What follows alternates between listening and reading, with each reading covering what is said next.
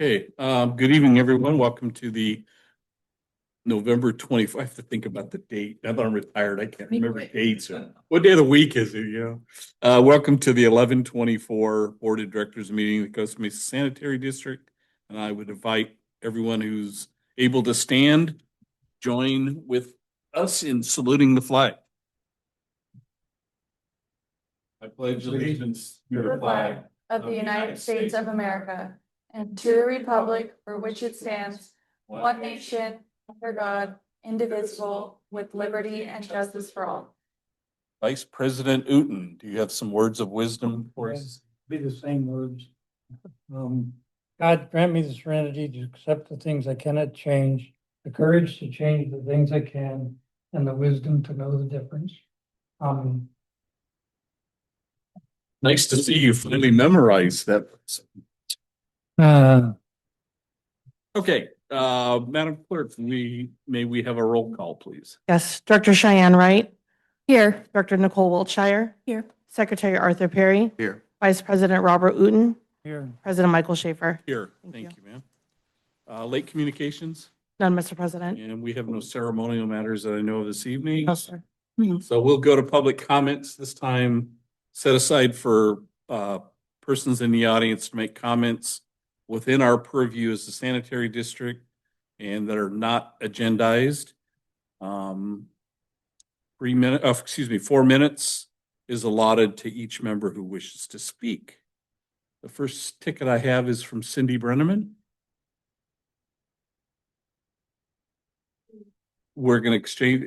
The first item I have is from Sue Lester.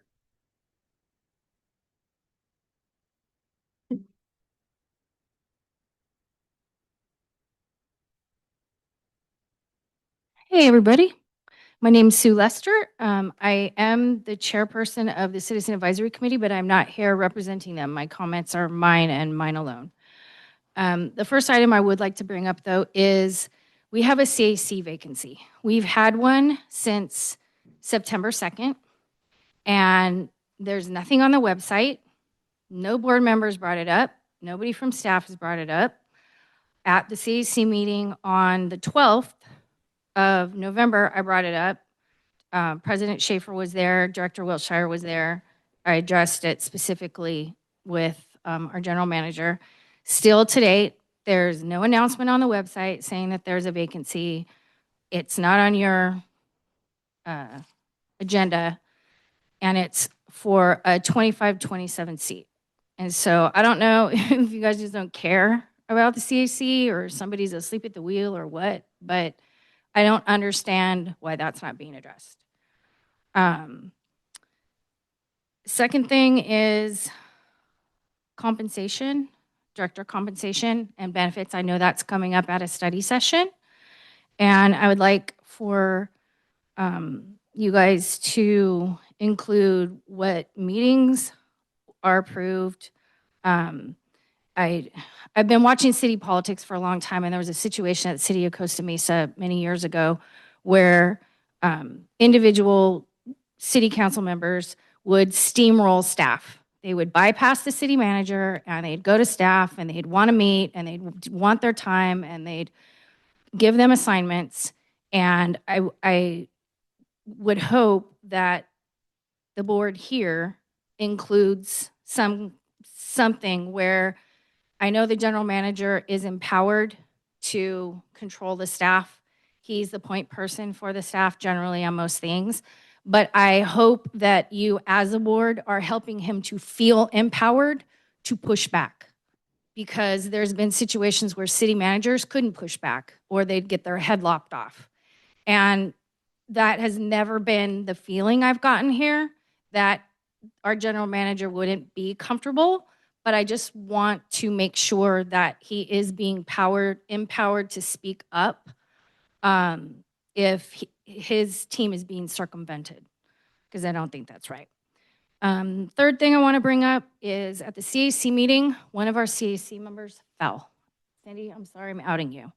She tripped on the curb out front, the yellow stripe that runs along where there's an uneven curb.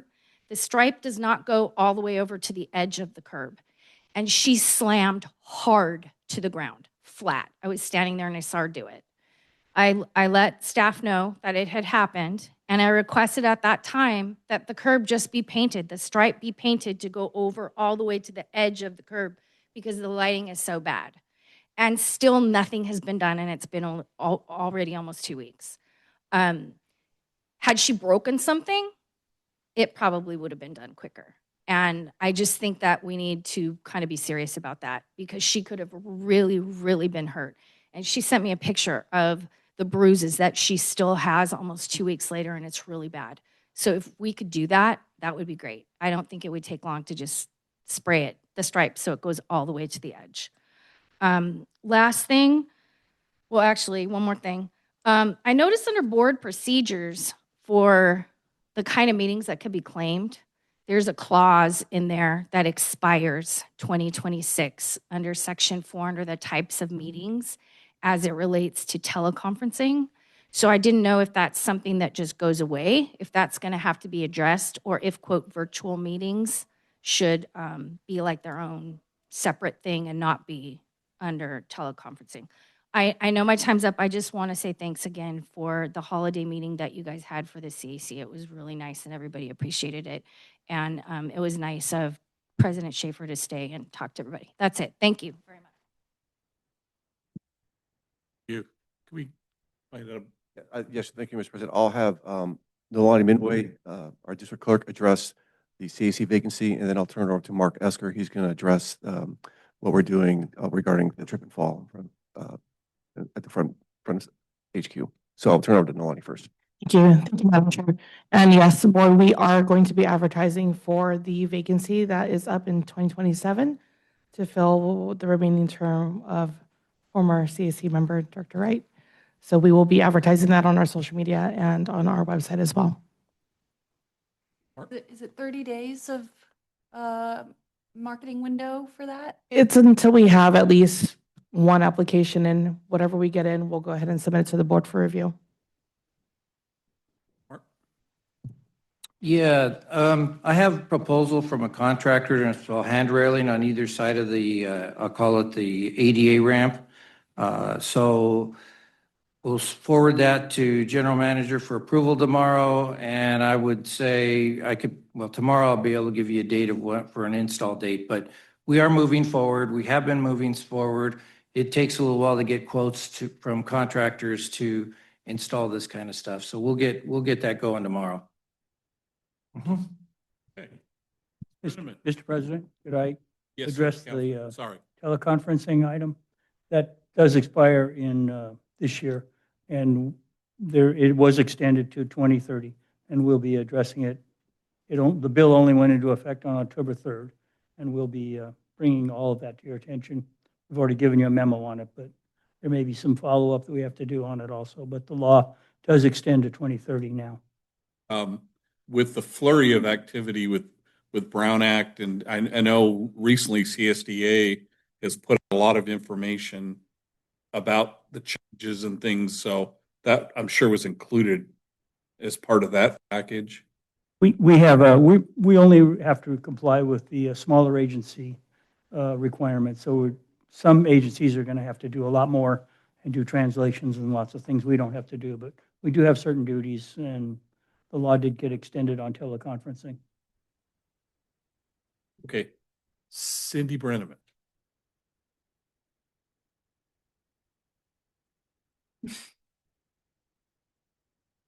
Good evening, Mr. President and board members. Cindy Brenneman, and I am a member of the CAC. I'm here as a private citizen and as a member of the CAC. I don't like doing this. I like talking about positive, happy things and good stuff. And this is not the so. I'm sorry if I'm a little nervous about this, but okay, two things. I beg to differ with you. You can get a railing done really fast. I did it in a week at a rental house that I have, where somebody needed help getting in and out of the house, and I had that done within a week, and it was somebody I'd never worked with before. They were phenomenal. If you want his card, I'm happy to give it to you. And with regards to, did I hear you say that the position is not going to be filled until 2027? No, ma'am, that is the position It's a position that's open till 20. Until 2027, correct? Okay. So, Yeah. The questions have to go through us, so. okay, I'm sorry. Not directly. Sorry. Okay, so what I'm really here to talk about is an experience that I had after our meeting last week. So we were here on Wednesday. It was wonderful. It was great. You guys, thank you so much again. The food was phenomenal. My husband was very, very happy that night.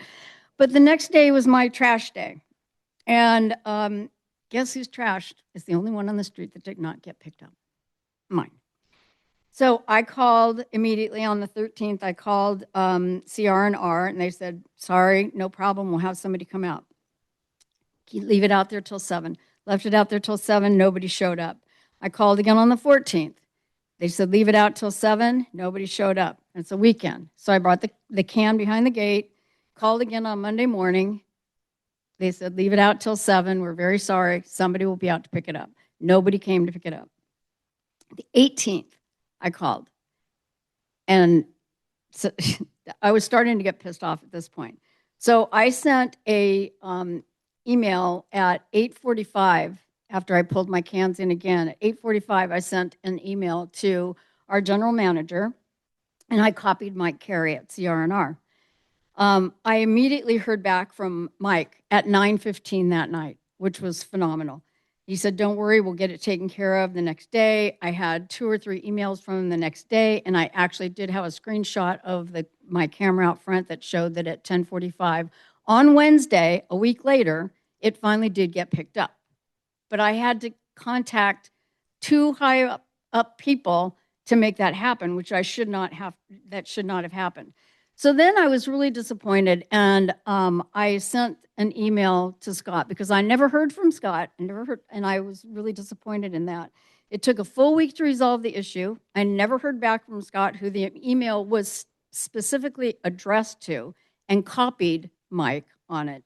And then I did finally get a response from Scott at 7:21 on the 20th. And he said that he had not responded sooner because, to be honest, he saw Mike's email and believed the issue would be resolved. I did not scroll down further to see your email was addressed to me. I think that's an egregious error. I'm very sorry to throw you under the bus, but I think that's a terrible error because it clearly says, hi, Scott, not hi, Scott and Mike. Hi, Scott. I was reaching out for help as a citizen and as a member of the Citizens Advisory Committee. And I'm really, really disappointed in how the whole thing was handled. So that's all. Thanks. Okay, any of the no other public comments? We can move to the consent calendar. Any questions? Anybody from staff or the board or the public wish to pull any items from the consent calendar? Bob? The director's compensation, I understand there's going to be a meeting. I had my director's compensation modified by staff. Wait a minute, do you want the item pulled? We can discuss Yeah, this. pull it. I want to pull it. Okay, so that is item 4. 4. Thank you. Remaining items, any Move for approval. The remaining items. Second. discussion? All those in favor? Aye. Opposed? Okay, so items all but number 4 are approved. All right, let's go back to item 4, and Bob, go ahead. There was a modification to my reimbursement request by staff, and the first time I heard about it was, when I was reviewing this agenda. So in the future, I'd appreciate it if I get notified or at least ask the question. And I believe Nalani said that we're going to take this up in the study session matter. I guess in December. January. I'm sorry, I did address Nalani. I should have addressed you. No, you can address that. Okay. I moved that item. Actually, I'd like to expand on that. So all 3 of you claimed the Eco Expo. I asked ahead of time since I'm the newest and did know ahead of time. But on the same month as you guys, I got the Newport Mesa State of the School breakfast approved. And so I do think questions like this, like what is the inherent difference between those two events? One of which is here, the other of which is with an entity we partner with and work with, and that got approved. I think that's the exact same line of thinking I'm trying to know more about. And I agree, it would be nice to know if something wasn't going to be approved before we vote on it, because I know all of us do more than 6 meetings a month, and then you can at least claim that extra day in some other way. So I noticed that too when I was looking at the consent calendar. But there's under the operations manual, they list, I don't know.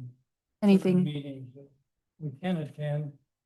And then at the end, it says, there are two things that said, and anything else that Related to the pertains district business, Or yeah. anything else that doesn't pertain to the district, we need to get authority, I guess, before we get to ask for the compensation, but, so that's gonna be discussed. With the indulgence of my colleagues up here, we do have this agendized to talk at a study session. So rather than get into a Yeah, discussion, is that okay with everybody if we, Yes. we're gonna include all this, so I'm sure it'll be I a agree. robust discussion. once we have presentation and stuff, yeah. Right. Before we take any motions, we do have a member of the public that wishes to speak on the I item. made the motion, we approved, did we approve that item? Not yet, Not yet. not yet. We have someone from the. We have to do public comment. Speak on. Sue? Thank you. My question was in direct relation to the compensation, the expense reimbursement sheets that were submitted, not like compensation overall, or I would have brought that up at the beginning. Okay, so in the minutes, the board minutes from 10/27 that you guys just approved, it said at the end, as it related to approving compensation at that meeting, President Schaefer, I'm just reading what it says. President Schaefer, hold on, where'd it go? Oh, when you guys go through all the meetings that you're claiming for compensation, usually all the people that are assigned to the different meetings give their explanation.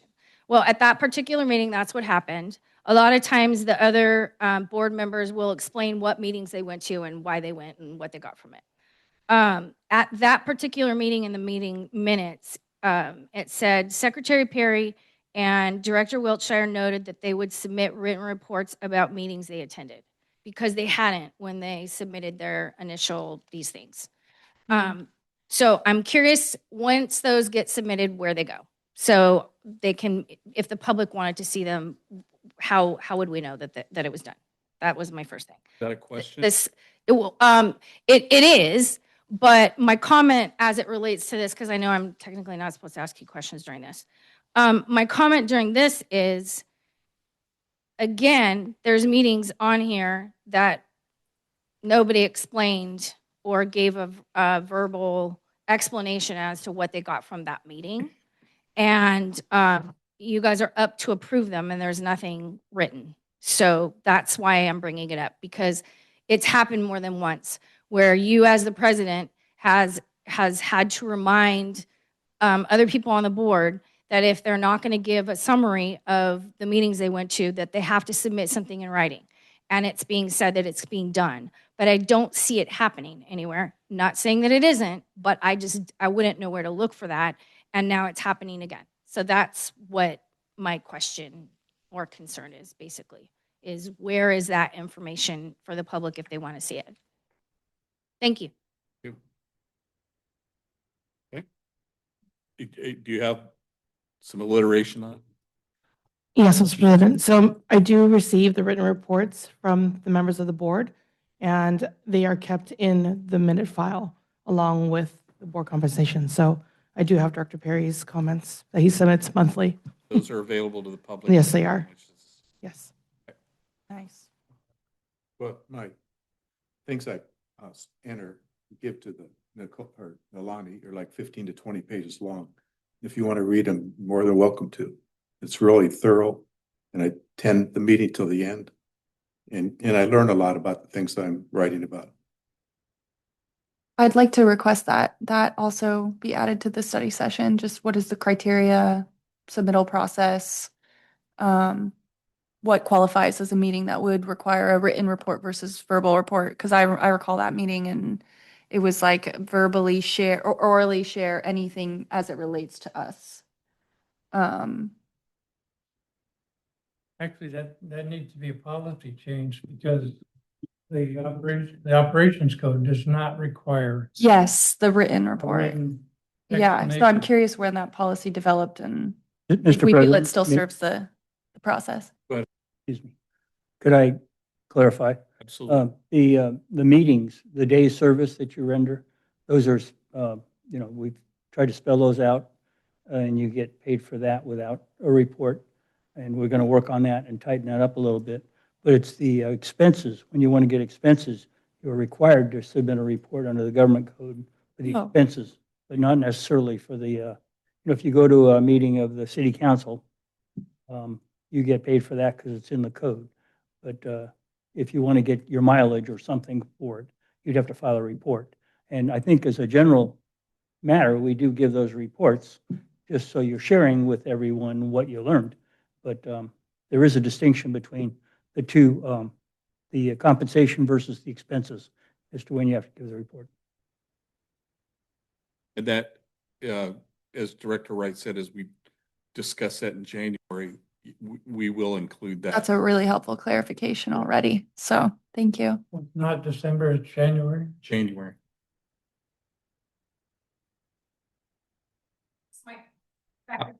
I have copies. Just what it says right here.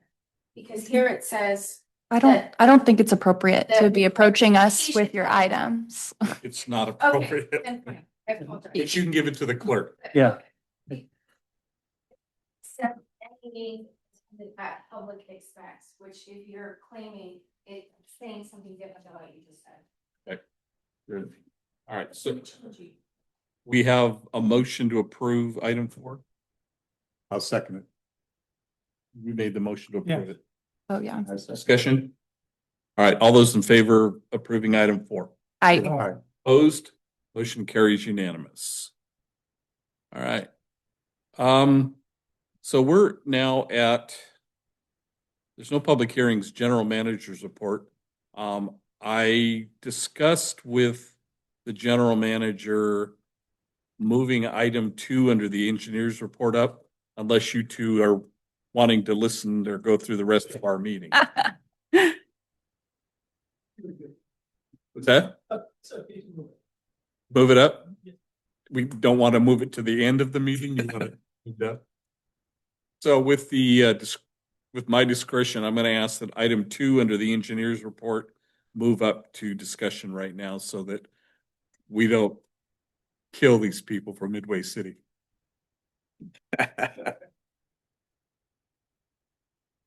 Tell Robert what I did.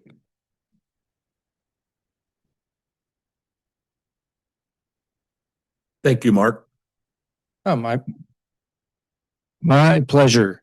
By the way, this is Milo. He's the district engineer at Midway City Sanitary District, and he's here just to represent his agency. And if there happens to be any questions, be here for any questions you might ask regarding his agency. So that being said, board president and directors, I'll be asking you today to approve a memorandum of understanding between our agency and Midway City Sanitary District. Next slide. What the MOU or memorandum of understanding is looking to do is basically create an opportunity for our two agencies for a joint cost-sharing project. And then under that work, we're going to be hiring a professional engineering firm to develop basically updated standards, standard plans and specifications for each of the agencies. Next slide. Tell you a little bit about Midway City Sanitary District. We're both member agencies of Orange County Sanitation. Orange County Sanitation is a common regional provider for 25 member agencies throughout this northern Orange County area. This is our agency right here. This is Midway City Sanitary District, and they encompass Westminster, Midway City, which is an incorporated county territory, and their agency provides service for slightly under 100,000 people in their service area. Next slide. For our agency, our standard plans and specifications were last updated or approved by the board in 2006.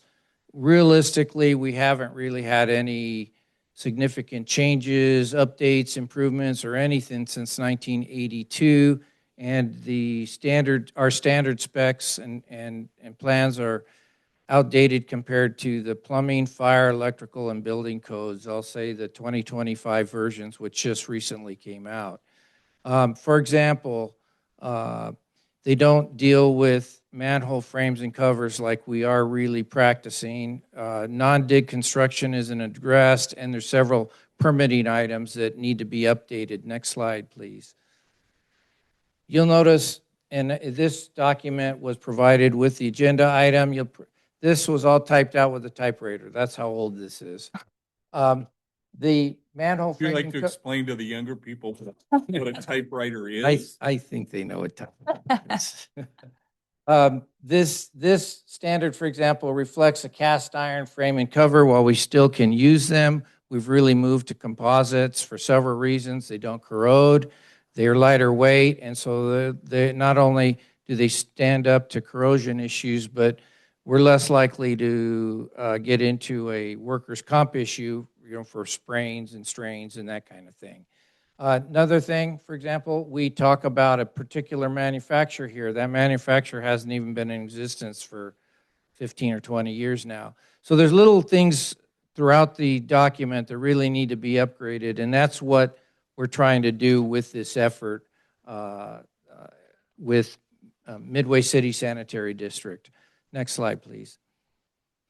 So what the MOU isn't really awarding a contract to anybody. All it is it provides the operating agreement between our agency and Midway Sanitary.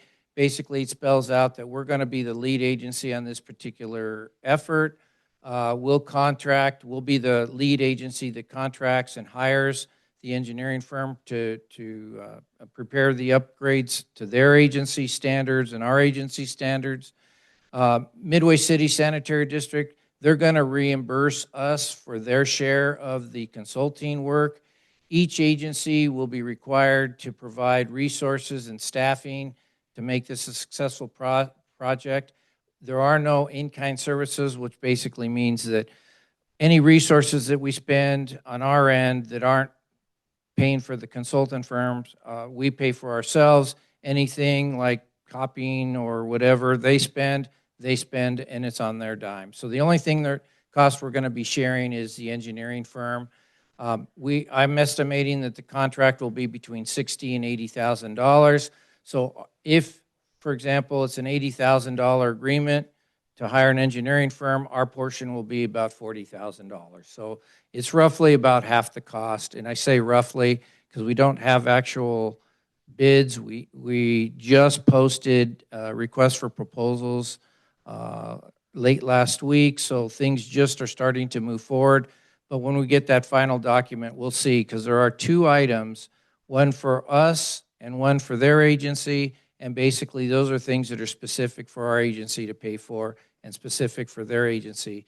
So those are the two items out of 9 items that 7 items are shared 50-50. Each of those individual items are paid for by the specific districts. Next slide, please.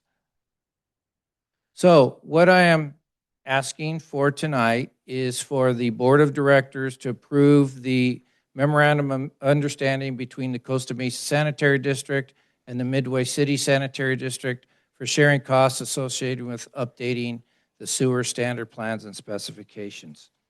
That concludes my report. Are there any questions? Of course there are. Hey. And I will start. I'm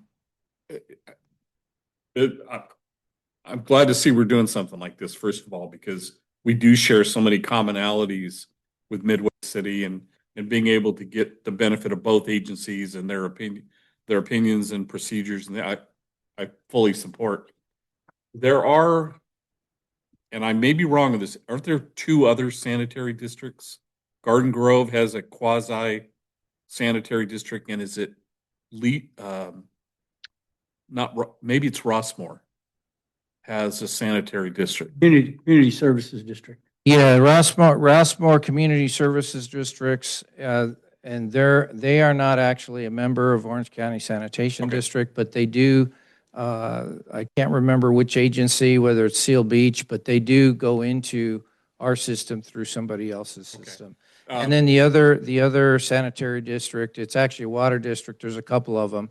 Yorba Linda Water District, they're kind of far away. I think they've recently updated their standards, and then the other special district would be Irvine Ranch Water District. But there's no benefit to taking this MOU and including those other districts or quasi districts? Not specifically for this particular project. I'm going to go to Bob. Isn't a strategic plan item, Mark? No, it is not. It's basically to update our standards, plans, and specifications so that when private developers, their civil engineer, or even plumbers are doing permit work, they have a half a chance of getting it right. And then when there's public sewer that needs to be, I'll say, designed and installed, we're fortunate, RBH does most of our design work, and so they know what we want, and I review that after they're done. But if there's another public or a private engineering firm doing our design work for us, this would provide updated information for them. Other questions? I do, yeah. Go ahead. One, I want to say I liked the presentation and the slides and the visuals, so thank you for making that. Two, I am really glad that we're partnering with another entity that has also identified this as a need. I think that's great. I'm curious how that decision developed. Well, our agency and their agency do quite basically the same business. They have solid waste, we have solid waste. They have sewers, we have sewers. Our general manager has had a working relationship long before their latest general manager came in.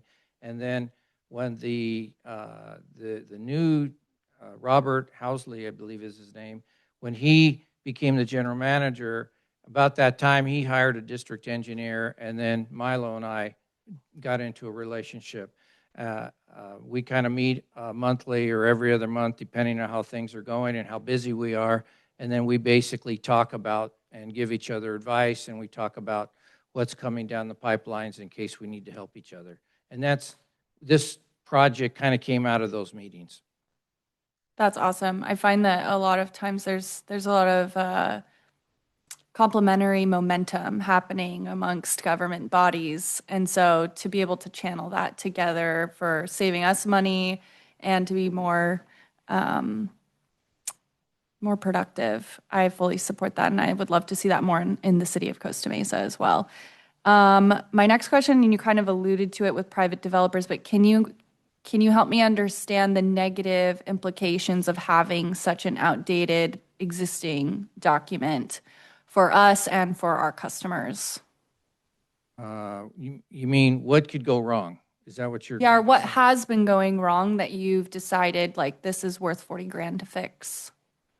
I'm going to say most of it's come out of permitting side of the business.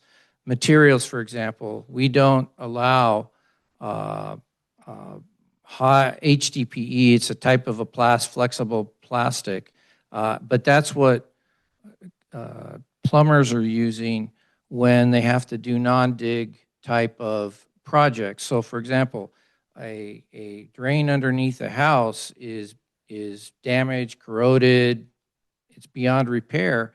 A lot of times, instead of tearing up the floor, the plumbers use basically a device, they refer to it as a missile, but it's basically a pipe bursting type thing where they go either through a pipe or they can guide it, the flexible plastic pipe, to where they need it, and then they'll cut a small hole in the floor. Our standards don't allow for that, as an example. I have been allowing the plumbers to use it because I know that's where we need to go. but technically speaking, it's not allowed by our standards, plans and specifications. That's just one example. We don't have for CCTV work, our sewer work, we do a lot of no dig options like we do liners.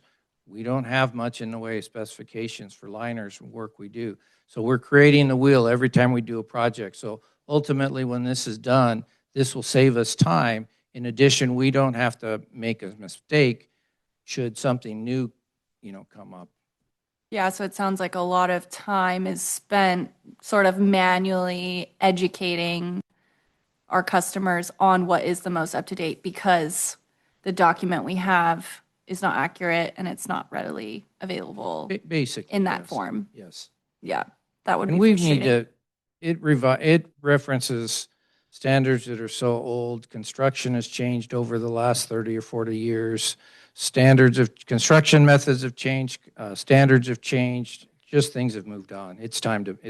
Yeah, I've seen a lot of like master plans get formed at the city. So how long would you say that this new plan is going to last us? Well, if we update the scope we envision and we're worked on with Midway City Sanitary District, envisioned us giving a contract to a consulting firm into January, sometime in February, and we should have updated standards for their state, for their agency and our agency by the end of June.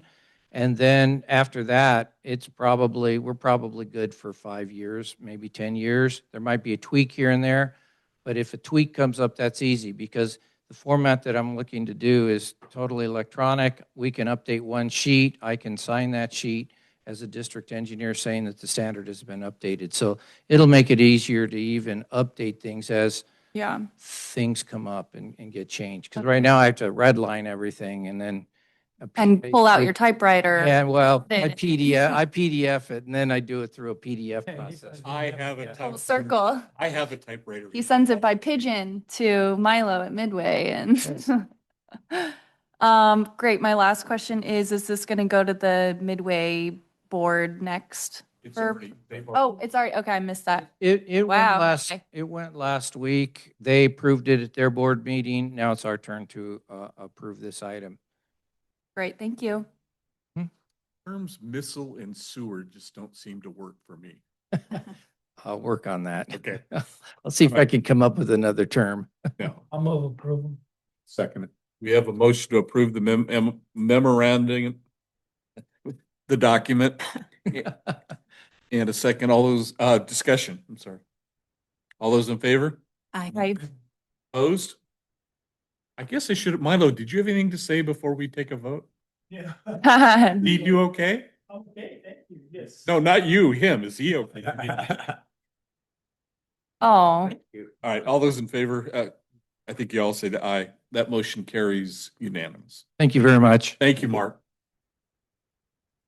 It's your pleasure to stay or go. I know what I would do, but it's up to you.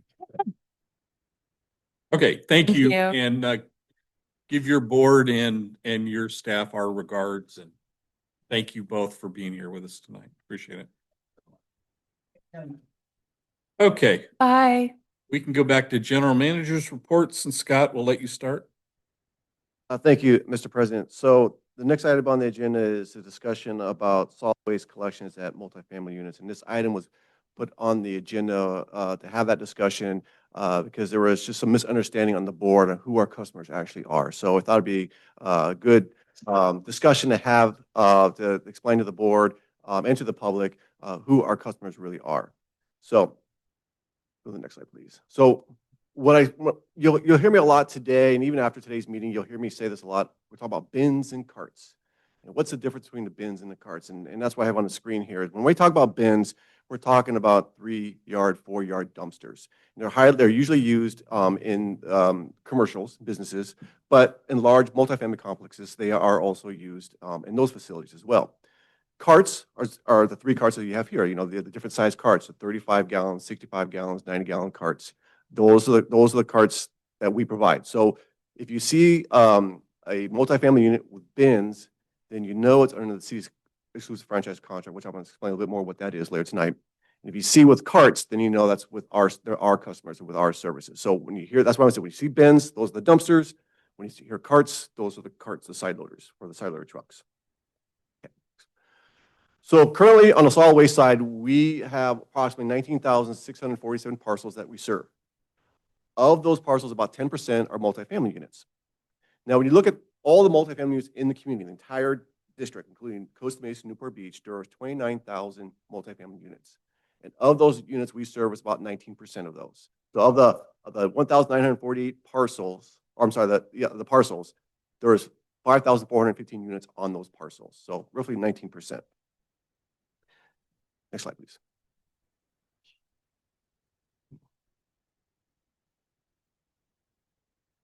By the way, before you move off that slide, when you talk about multifamily as our customers, you are referring up to 4 units only. Right. Oh, is that next coming slide, up? right Okay. next? So, Thank you. Sorry. so Saw that earlier and I didn't know where it came from.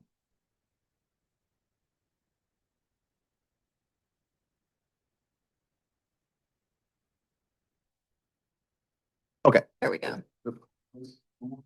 Okay, so a vast majority of the multifamily units that we serve are 2 to 4 units. They're duplexes or fourplexes.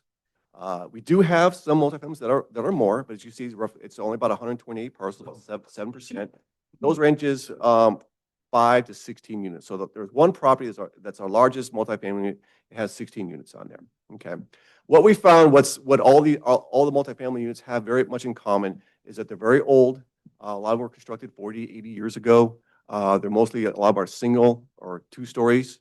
And so what we believe is that they became our customers back in those days. And as the city started expanding and building larger multifamily complexes, they required bin services for them. And I'll show you some examples of some large multifamily complexes here in our community.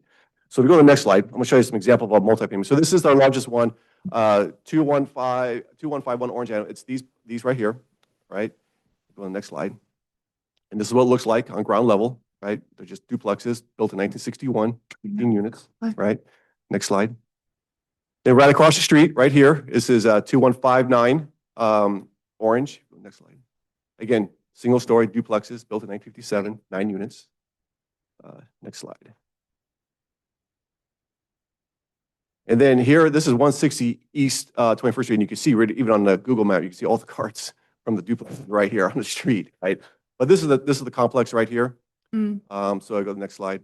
Again, 8 units built in 1965. You can see it's just duplex, single units, single story. And then one more. 125 Melody Lane, which is right here. You can see it right there as well on the street side, but go to the next slide. Again, 6 units built in 1973. So if you go next slide, these are the type of the multifamilies you're seeing today, right? This one up here, Baker Block, this was built in 2018. It's 5 stories, 240 units. So obviously, you think about 3 carts per unit for 240 units, that's over 700 carts. Where are you going to place 700 carts in the street? Or where are you going to store those, right?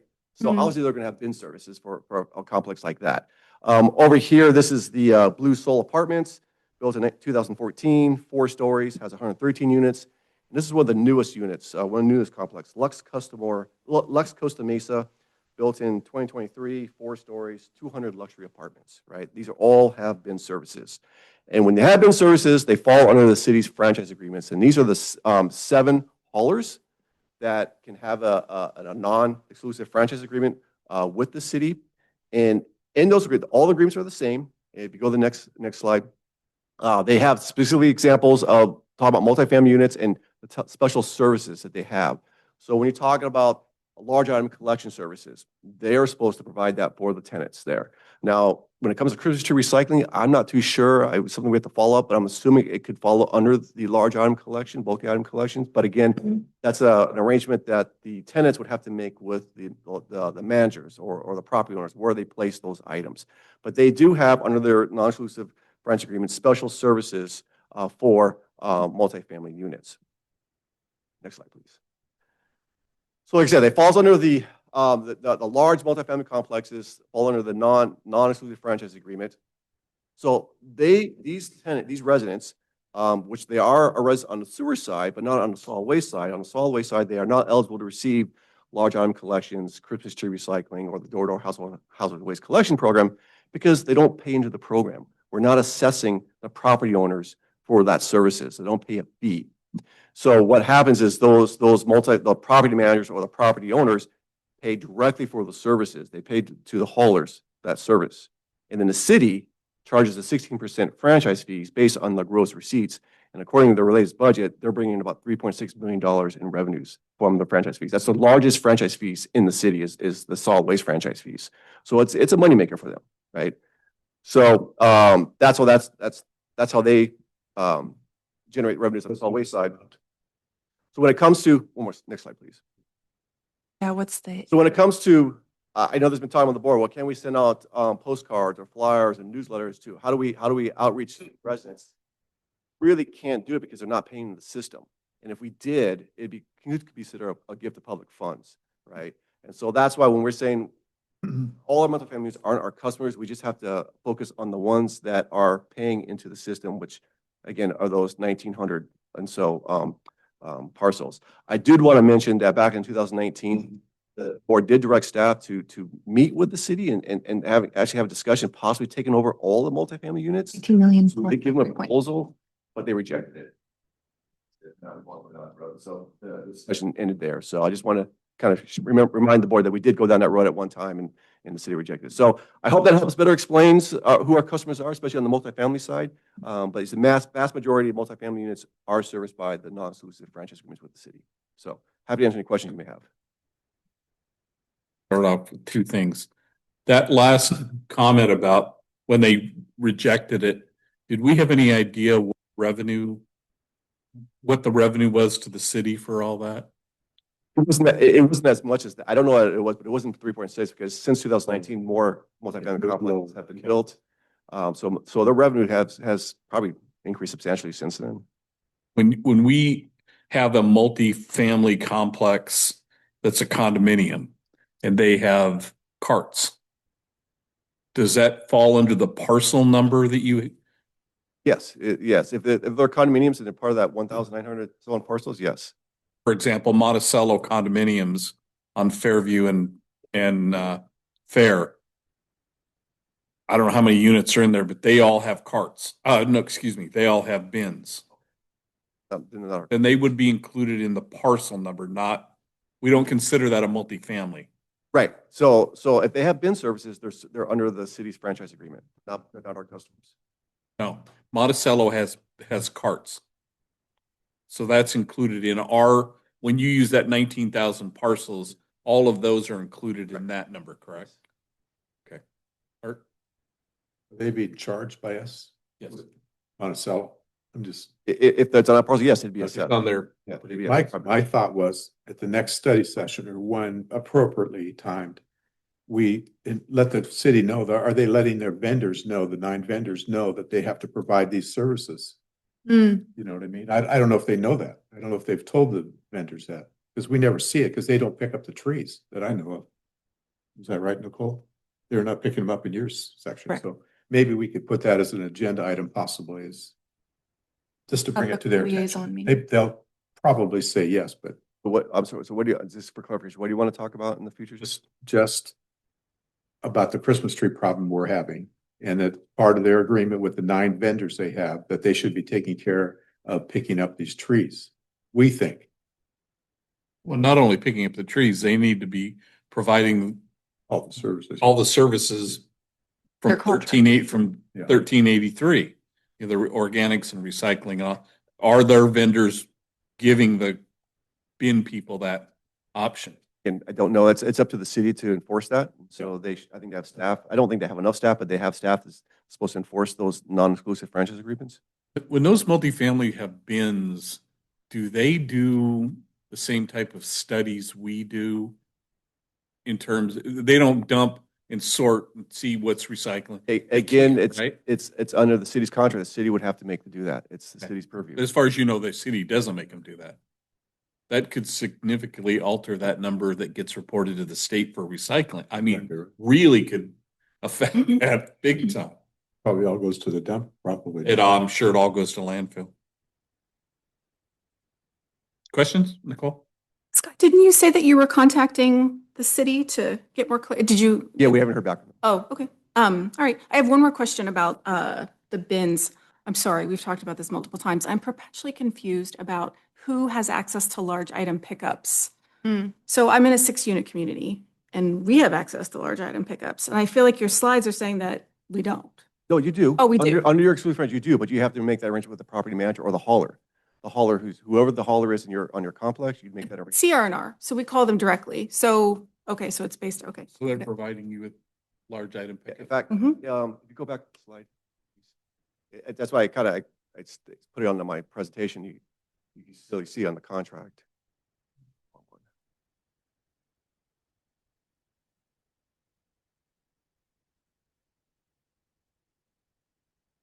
Okay, go back. There, see right here, bulky items. So it's in their contract. They have to provide that service. Okay. It's unlimited. Got Makes it. sense. Oh, it's unlimited. They told us we have 2 per year. When I read it, it said unlimited. So again, Unlimited. Can I And bring it's- some stuff? contract's on their website. You can read it, upload it, and bring it to your manager and say, hey, this is what you're supposed to be doing. Yeah. This is what you guys are supposed to be doing. Okay, great. And can we follow up with the city for the Christmas trees? It's coming up. Sure. So I just want to make sure that we have that done. Does that include, do you think that includes HHW stuff too? I don't think it does. I don't think it blows. It's just bulky, Marissa's shaking her head no. It's just bulky items. Yes. They have the same limits as we have on our customer? Like 10 items or whatever. 12. I'm not too familiar with the parameters, but I think there is a distinction in the contract between commercial. I think that unlimited might refer to the commercial, and then I think multifamily, I think there is a limit. I could be mistaken, but I think there is a limit. I think they have to provide it, but I don't know that they're required to provide unlimited included in the contract. I didn't see a number in the contract, so I'm assuming it's unlimited. Okay.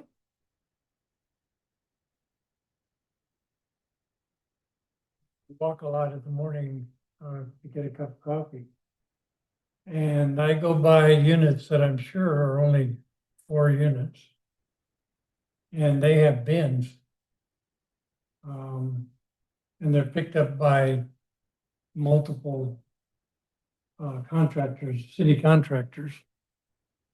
But we know 4 units have the option of going to bins. Well, again, how old is that 4-unit? Maybe it was built in the, I don't know how old it is. I don't Bridge know. walks, they're really old. Yeah. And Can't explain, I don't know the history. I'm just making some assumptions here, but Yeah. they probably went, and when they constructed that building, the city required them to put a bin service in there, or maybe the property owner wanted it. I don't know. it's interesting where my old office used to be, the alley, Royal Palm Alley. I don't know how many years ago it was, and you probably remember this. The city came in and said, you will build enclosures on those alleys. And, from my office, I could see CR&R and everybody else. The carts were being picked up by CR&R for those 1 to 4 families. But the other ones, they still had to be in a enclosure, but they had bins every few. So, okay. They somehow, CR&R provided food waste collection bin. And I don't think that's a policy of ours. And it was a green bin. I talked to one of the residents and they were very confused about what to do. They have a 2 or 3 yard bin, 3 or 4 yard bin. And they put one food waste bin beside it. And I think they have another bin now, or a recycle bin. Yeah, I think in theory, the multifamilies need to have 3-yard bins, but where do they put them? Right? I mean, they don't have the space for them. They have to have, under the law, they have to have a green waste bin, a recycling bin, and a trash bin. But, when they built those multifamilies, they built just for trash. They didn't foresee that. And They so I couldn't think fit that's where 3 they're bins in those enclosures. yeah, they're struggling on trying to comply with the law. on I that, think but- the city must have been, and they, CR&R was picking it up. And then Waste Management, and then 2 or 3 others in the same 4 and 4 and 4 and 4. And then behind them, there's this bin. I guess I'm just wondering where the food waste bin came from. That must have been a city's determination. Not just with the And multifamily. they're not I don't believe they're our customers. They're putting organics, if they're, I guess, a CRNR customer at markets and restaurants, you can see Right, and Yeah. with bin customers, residential bin customers, just the way that we are required to have organics recycling, required to have the recycling cart now because of SB 1383, the same requirement falls on those multifamily complexes. And as Scott was saying, there isn't sufficient space for multiple dumpsters, and so that's why you're seeing maybe a recycling cart and an organics cart. And if they have CR&R, then you'll see what looks like a CR&R cart that looks similar to ours, but they fall under the same SB 1383 requirements that back we to do. that comment I made, I wonder what influence or what volume of recyclables these other vendors, they're not reporting to us. Hopefully they're reporting them to the city They should be reporting to the so city, the city yes. can include it on their SB 1383 report. Right, on their annual reports, yes. I'm sure that's being done. Can't make any guarantees, but No guarantees. Wow. Okay. Other questions? Yes. Thank you for this presentation. It makes sense now that there was confusion because it doesn't seem to follow a pattern, merely chronological order of when it was built. And also it seems like a lot of, as we talked in our meeting this week, East and West 18th, East Side is where you're going to have a lot of these older homes. So it makes sense that Director Wiltshire and I were having a lot of anecdotal experiences with our neighbors. And from canvassing, I walked all of those large complexes that you showed. So super informational. And, this conversation started because of the survey, right? And we were wanting to make sure we had a hunch. And 5,400 units is it's actually bigger than I would have expected. So, where I like where this conversation is going is questioning if other people are confused who handles their bulky items. And my concern, or rather maybe this holiday season could be an opportunity to track, are we doing some of the work that technically should be covered by the city's vendors? And that's actually a question that I have for you. Like, if I were a renter, I have a bulky item, I have a Christmas tree, or I got new furniture for Christmas, so I'm getting rid of my old furniture. I accidentally reach out to you guys, schedule it. Would that raise a flag on your guys' end? We would ask for the address. Mm-hmm. If we don't see it in our data, so you have to go through the city. Okay, redirects them. Yeah. That's great. Okay, well, that's good news. Because I'm trying to think about the angle of eventually going back to the city to reevaluate the deal down the road. And if we could track that we are covering some of their responsibilities, I think an argument could be made that it's And- costing us something. another note, when somebody calls in a large item pickup, they have to have an itemized list of what they're having picked up. And the drivers are only able to collect that from that itemized list. So if they see maybe a neighbor who has been serviced put some stuff out, it wouldn't be on the list, and so they wouldn't collect those items. So Yeah. they shouldn't be taking anything that's not specifically being called in by one of our customers. Yeah, I really like the portal and the way to schedule it. I had a great experience doing that, and really timely service as well. But we've all driven down the street and seen our neighbor just leaves their stuff out on the street, and so I would have no problem like calling in for a neighbor even, not knowing who services them. But yeah, so I guess that still leads to, I still think we should keep an eye on the Christmas tree situation though, because those are not going to be called in. Those are just going to be discarded on the street. And I think it's particularly worse in our neighborhood on the east side because it's so high density. And there's just a lot of residents who aren't getting a bill from the district. They're not getting communications. And so, they put their trees out. Exactly. Like if they're doing Christmas tree pickup, in real time, they're probably not checking, is this a complex covered by the district versus under the franchise agreement? Or are those completely different days, different routes? The trees are supposed to be placed out next to the carts on collection day, so they should be able to identify it based on that. As far as the city routes, they could be on the same day, they could be on different days, I think, because they have so many haulers. They're probably out all the time. Mm-hmm. Okay, yeah, that could be a crack in the system a little bit in the partnership, is if somebody has their tree out, they're going to pick it up. How does the city charge for their franchise agreements? As I said, they charge a franchise fee, 16% of the gross receipts. That's how they get their revenues. To the customers or to the They get it through the haulers. haulers? So the Yeah. haulers are billing customers directly. Directly. Okay. The customer has to agree to a contract with the hauler that they select. Yeah. And the rates vary based on the size, probably the size of the customer. That's crazy. So in Costa Mesa, you could have one of 7 different rates, providers. It used to be 14. Oh, gosh. They have, When they could all be going through us, the best. they have 7, but the city policy allows up to Up to 14. 14. 14 trash haulers could apply to be on that vendor list. Wow. And we asked about 15 years ago what each one are charging, and they would never give us a price.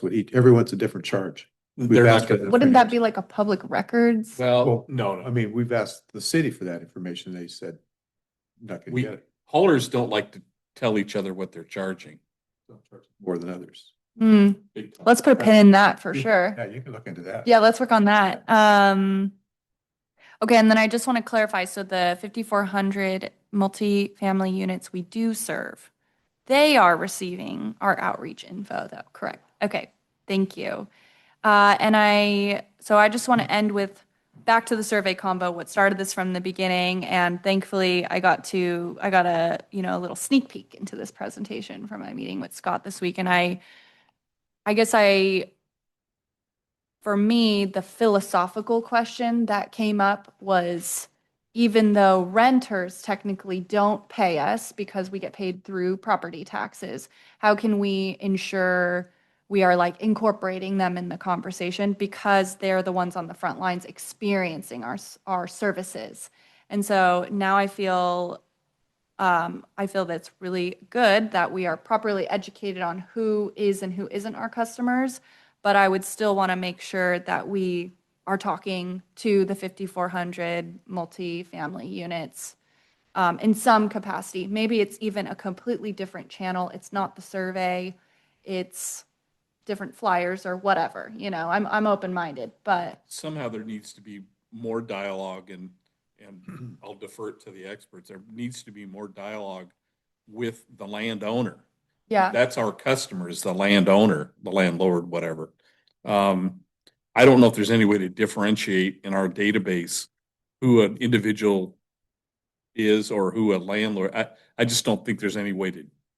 But to me, that would be the way to do it. When the bill goes out, hey, if you're a landlord, please make sure your renters have an idea of who their Yeah. trash is taken care of by. Because when you say that we don't bill them, they're still paying, the renter's still paying, obviously, through their rents and things. So, Alan, you had a comment? Yeah, Mr. President, I just wanted to add something for the good of the order here. It's not, the issue isn't so much gift of public funds, because we do spend money and and people don't pay for it. Like, I'll pick an extreme example, buying the restroom for the homeless people. But it's the Prop 218 issue where, everybody's supposed to pay their fair share. And we can send out information to tell people, don't put things down the drain that goes to the ocean, things like that. We don't get anything back for that. We can do that kind of communication, but the issue is, it has to be a fair charge on our customers. So we don't want them paying for more than their share. Yeah. Well said. Okay, any other discussion on this? All right, then we'll receive and file. Scott, thanks for taking the time. Thank you. That, even for us seasoned veterans, that was very informative. What color cards do we have? Okay, let's move to item 2 in your report, the pay-as-you-throw program. Thank you, Mr. President. This is a new program I'm presenting to the board. I'm not looking for any kind of any decisions tonight, just looking for comments and feedback. I will be bringing this item back on December 15th with direction from the board. I'd like to get some direct which way you want to go. And the reason I'm holding that off is 2 reasons. One, we'll have the results of our survey back. And one of the questions we asked in that survey is, would you support a pay-as-you-throw or tiered rate program? And then secondly, we'll also have, by then we'll receive proposals on our solid waste rate study. So if you did not want to do this program, then we can go back to the RFP and adjust the cost, because we did do an addendum for that RFP. So today I'm just looking for some comments and feedback. It's a new program that if the board does approve it, no one in Orange County is doing it. It's called pay-as-you-throw, basically program for solid waste, and it moves. We know, well, let me back. We know our rates are going to go up. It's inevitable because of the trash tipping fees, right? How much we don't know yet. That's what the study is going to do. When we hire a consultant, that's going to help us do what is that? How much is that rate going to be? So we know that's going to happen. We know our residents could be very upset. So to hopefully soften the blow a little bit, would say, hey, yes, we understand you're upset, but here's a way to control your costs and also control the amount of waste you throw away. And that way you can, one, save money, and also, two, help the environment by diverting more waste away from the landfill and reducing greenhouse gas emissions. That's, in theory, what we'd hope it would work. But the way the pay-as-you-throw program, it's, as I said, no one in Orange County is doing it, but it is a widely accepted program. It is used in the city of Pasadena, city of Santa Monica, city of Claremont. There's actually a few special districts in Northern California that do it. The Ora Loma Sanitary District, West Bay Sanitary District, Castro Valley Sanitary District, all in the Northern California area. They all have a pay-as-you-throw program. And basically the way that the system works is that, it really moves as a true utility, where the more trash you're going to throw away, the more you're going to pay. So those who have a 95-gallon cart, it's going to pay more than someone who has a 65-gallon cart. And someone who has a 65-gallon cart is going to pay more than a 35-gallon cart. The idea is hopefully to get people to change their behavior so they can all go to the 35-gallon cart and save money. That's, in theory, how it would work, right? The big difference, though, between all the cities and special districts that I mentioned to you that do their real rates, they don't assess. They don't have assessments. So they don't generate revenues through assessment fees. How they generate revenues is direct billings. And it's either their own finance department has the staffing and the capabilities to direct bill the residents, or the hauler does it directly. So that's a big difference. And so I had one meeting with staff, and it's kind of like we put our heads together. What are the issues? What are the challenges if we stay on assessments and try to implement a pay-as-you-throw program? What are the challenges that you think we would face? And I listened to the staff report, the 5 big ones, right? The one is cart exchange frequencies. What happens? Do we allow people to exchange more than once a year, or can they do it multiple times, right? And that becomes more challenging, making sure that data is accurate per home, that they have the right size cart. So that can be challenging for us. We just talked about renters. Do we allow renters to make that decision to switch cart sizes when really their landlord's the ones paying the bill? And would the landlord forbid them from going to a different size cart? It's possible they would deny them. We don't know. So that's an issue too, the renter versus the landlord or the property owners. Processing the refunds, huge endeavor on our end. In the staff report, we do about 74 cart exchanges a year. We know that it increased dramatically if we go to the variable cart size. It takes a lot of staffing efforts on Marissa's side, on the solid waste side, and then on the finance time. It's, believe it or not. The agenda report says 74 cart changes per month. You said per year. Sorry, excuse me, per month. Yes. It's per month. Per month. So again, that's a lot just per month. So you imagine it's going to probably double or triple that if we go with the variable rate size, right? And then there's the potential cart misuse where, yes, people want to save money and go a different size cart, but they don't want to change their behaviors, right? They want to still throw away, accumulate a lot of trash, and they'll just use maybe their blue cart or their green cart to throw trash, or the neighbor's cart, right? So they have that misuse of carts. And then there's the data management coordination where where we work with our consultant to make sure the data is accurate. We want to make sure when we send our records to the county assessor's office, that the data is accurate. And so that could be a challenge under the assessment. So I mentioned in the staff report that yes, we can do it. It does create some challenges. My staff believes that we need to hire at least one full-time person to handle a lot of the refunds. The recommendation is we have a part-time accounting technician. We'd make that position a full-time position. That would be an additional $77,000 a year. So that's if we keep it in-house and do it an assessment. Now, the other alternative, and that is allowing CR&R to direct bill our residents, right? The whole different ballgame would go that way. But there are definitely some advantages to that. One, the renter-landlord issue, who could switch carts is no longer an issue because now you're billing the renters directly. So now they have the power to change their cart sizes, right? So that's one issue. Refunds, CR&R would handle the refunds. So we wouldn't handle any of the refunds. If someone wants to do a refund, the cart change, it goes through CR&R. They already have it calculated. It's already set up in the system where they just plug in the numbers, boom, the different cost comes up and they issue a refund, right? Very, very simple. The only thing that they requested that if there are residents that did not pay their bills, then the CR&R would request the district to place a lien on their properties. And that's how they do it with all their clients. So all the cities, they'll give the CR&R will give the cities a list of properties that didn't pay their trash bills. The city puts it on a lien on their property. So they would ask us to do the same thing, right? So there are some advantages to having CR&R bill directly. Now they would also charge an administration fee. What that fee is, I don't know. I requested CR&R to come back with a number. And so the idea was if we do the direct billing, we would do direct billing for the residents strictly for CR&R services. So that means for cart maintenance, providing the carts, collecting, processing, disposing all their the waste materials, and then for our overhead, there's overhead on our end for our salaries and maintenance operations, we would still assess. Use assessment fees on that. So we'd still receive, so we want to make sure we still receive our revenue. So we would assess on that end.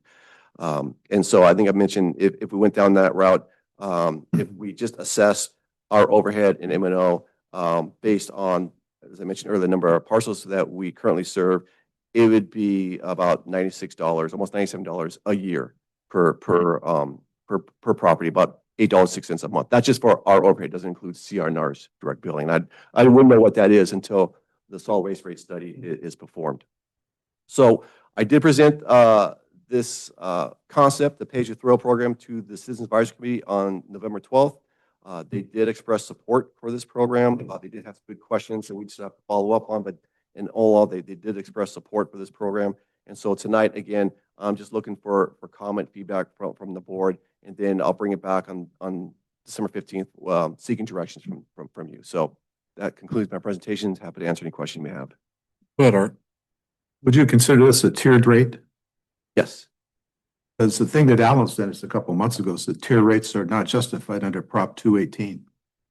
We definitely need district council review on this if the board wants to proceed further on this. And two, I don't think we ever should get off the tax bill. I don't think we should ever get off the county tax bill because that's just going to create more headaches for us. And we're going to be in a position trying to save money next year with the rate that's going up for the landfill. I think we should be more conservative and not get into this at this time, just to see where we're at financially. And we're concerned, we're members of the community too. We don't want to be put in that position of raising fees and then having and taking it off the tax bill, which will cause other headaches for us. So that's where I'm coming from. Good. I want to hear from you guys first, actually. Guys, Let's see. Well, you mentioned in your report that the staff is doing continuing research. Are there specific items that have like outstanding information that you don't know? Well, we still need to know what the cost from CR&R would be for an administrative cost. And I'm trying to think what else were the issue. Those I think there were some minor issues that we identified, but the ones I mentioned on this, in the staff report, those were the 5 big ones that we'd have to, if we go down this road, and if we want to stay on the assessments, or if we go direct billing, we'd have to make sure that we address these 5 big items on the staff report. Okay. I think you also mentioned in your report, survey results. Do we have more survey results? Yeah, so remember, we're doing a study with Pavlovsky Research. So they're finishing it up right now. Nolani and myself is supposed to have a meeting with Adam here real shortly. Plan is to present those findings, the entire survey, to you on December 15th. Oh, okay. This is in my mind is a potential massive change. We introduced the organics part, and I think the surveys that we're doing a good job. Most of the surveys have said the district is very highly regarded. We're, like Art said, we're going to have to, because of the county, substantially increase their rates. And I think this kind of change is it's going to cause a lot of concern, or it'll take a while to figure it out, maybe a couple of years. I'm not, when I first came on board in 06, CRNR had just taken over our debt of $1.8 million for the carts that we had given, the 95-gallon carts that we had given to everybody that wanted them, and most people took them. So we were training people to use 95-gallon carts. The present contract with CRNR will have to be renegotiated, and I'm sure they've got some things that they want changed, as well as this is it's a substantial change. I have many questions on this. Have you or staff reviewed any of the pay-for-throw carts that you mentioned the cities and the special districts have implemented? Have you looked at any of those or talked to anyone about? Well, we reached out to them. Particularly, I wanted to find out if once they implement the program, did they see their diversion go up, or they see a bigger change in behavior. We still haven't heard back from those cities yet, but we're going to try to. We've reached out to them. Yes. For one, I would like to see one or more of them, some sort of a summary of the length of time it took for their citizens to adapt to this, and the various costs. If we require CRNR to change, there's 66,000 95-gallon landfill carts out there right now, and that's 2 or 3 per customer, and we have what, 22,000 customers, so there's maybe 50,000 carts out there. If we get a substantial number of those carts that have to be changed, to a different size, a smaller size, that's going to be a very large cost. In 06, it was over $1.8 million just to pay off them putting out those 95-gallon carts. Or we put the carts out and they took over our debt and bought the carts from us. I just hate to think through. This is going to take a long time for me to understand. And so what are the next steps? We're paying the study, if we decide not to do this, we're paying the solid waste rate study, to go through, and we can come back and say, we don't want to do this. You mentioned SCI. We're going to need all kinds of consultants and $50,000 a pop. I think you probably agree that we still need to do a lot of thinking about this process. That's why I'm not asking for direction, make a decision tonight. I want to hear your comments, uh,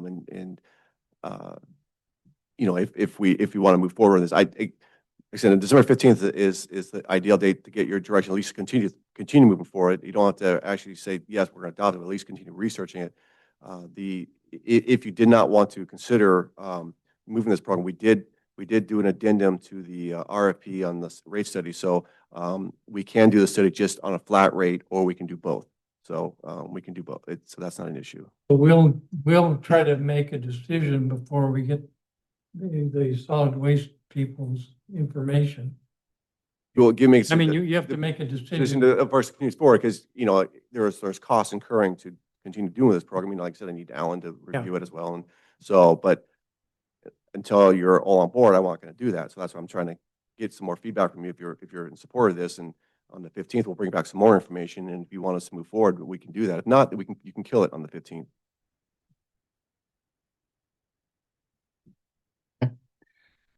Why are we going just with the landfill cart? If we're going to do a program this massive, I was going to say one thing.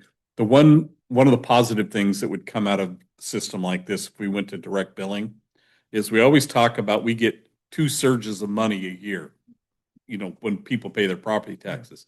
This would take our income and spread it out more equitably so that we had funds available. Well, no, you understand, the fund's going to go, most of the revenue is going to go directly to the CRNR. All we're going to get is our funds for our overhead and O&M. Right, because they're going to be billed directly. So the revenue is going to go to CRNR. Okay, so why are we doing just the landfill cart? Why aren't we doing all 3 of them?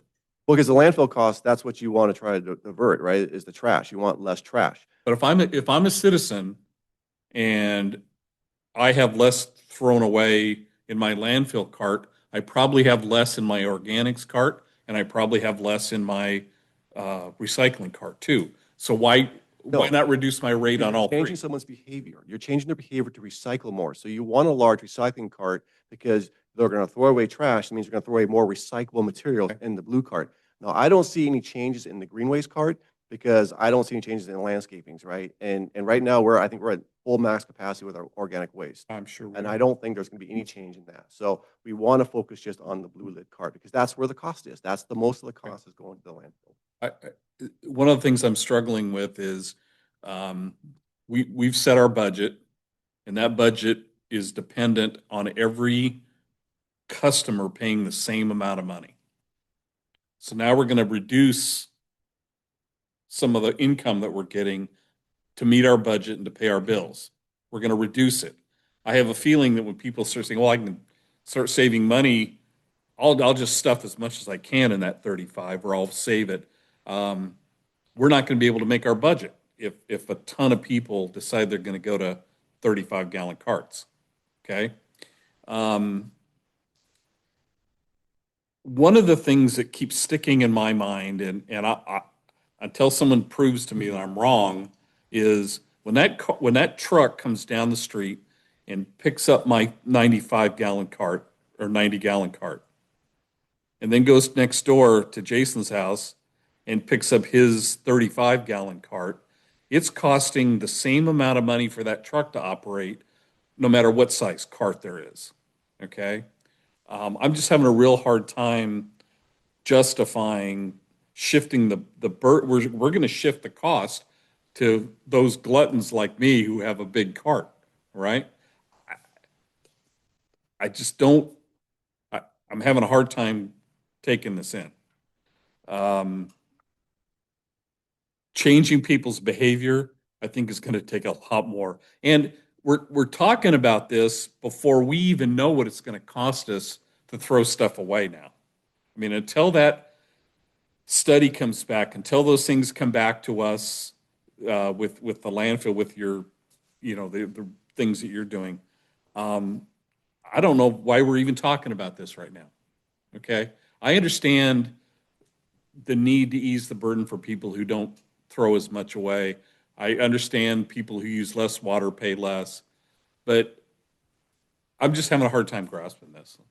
I don't think this is a program we should be even talking about until we have everything. If we want to bring this back and talk after we know what costs are going to be associated with landfill, because it's only the landfill that gets affected.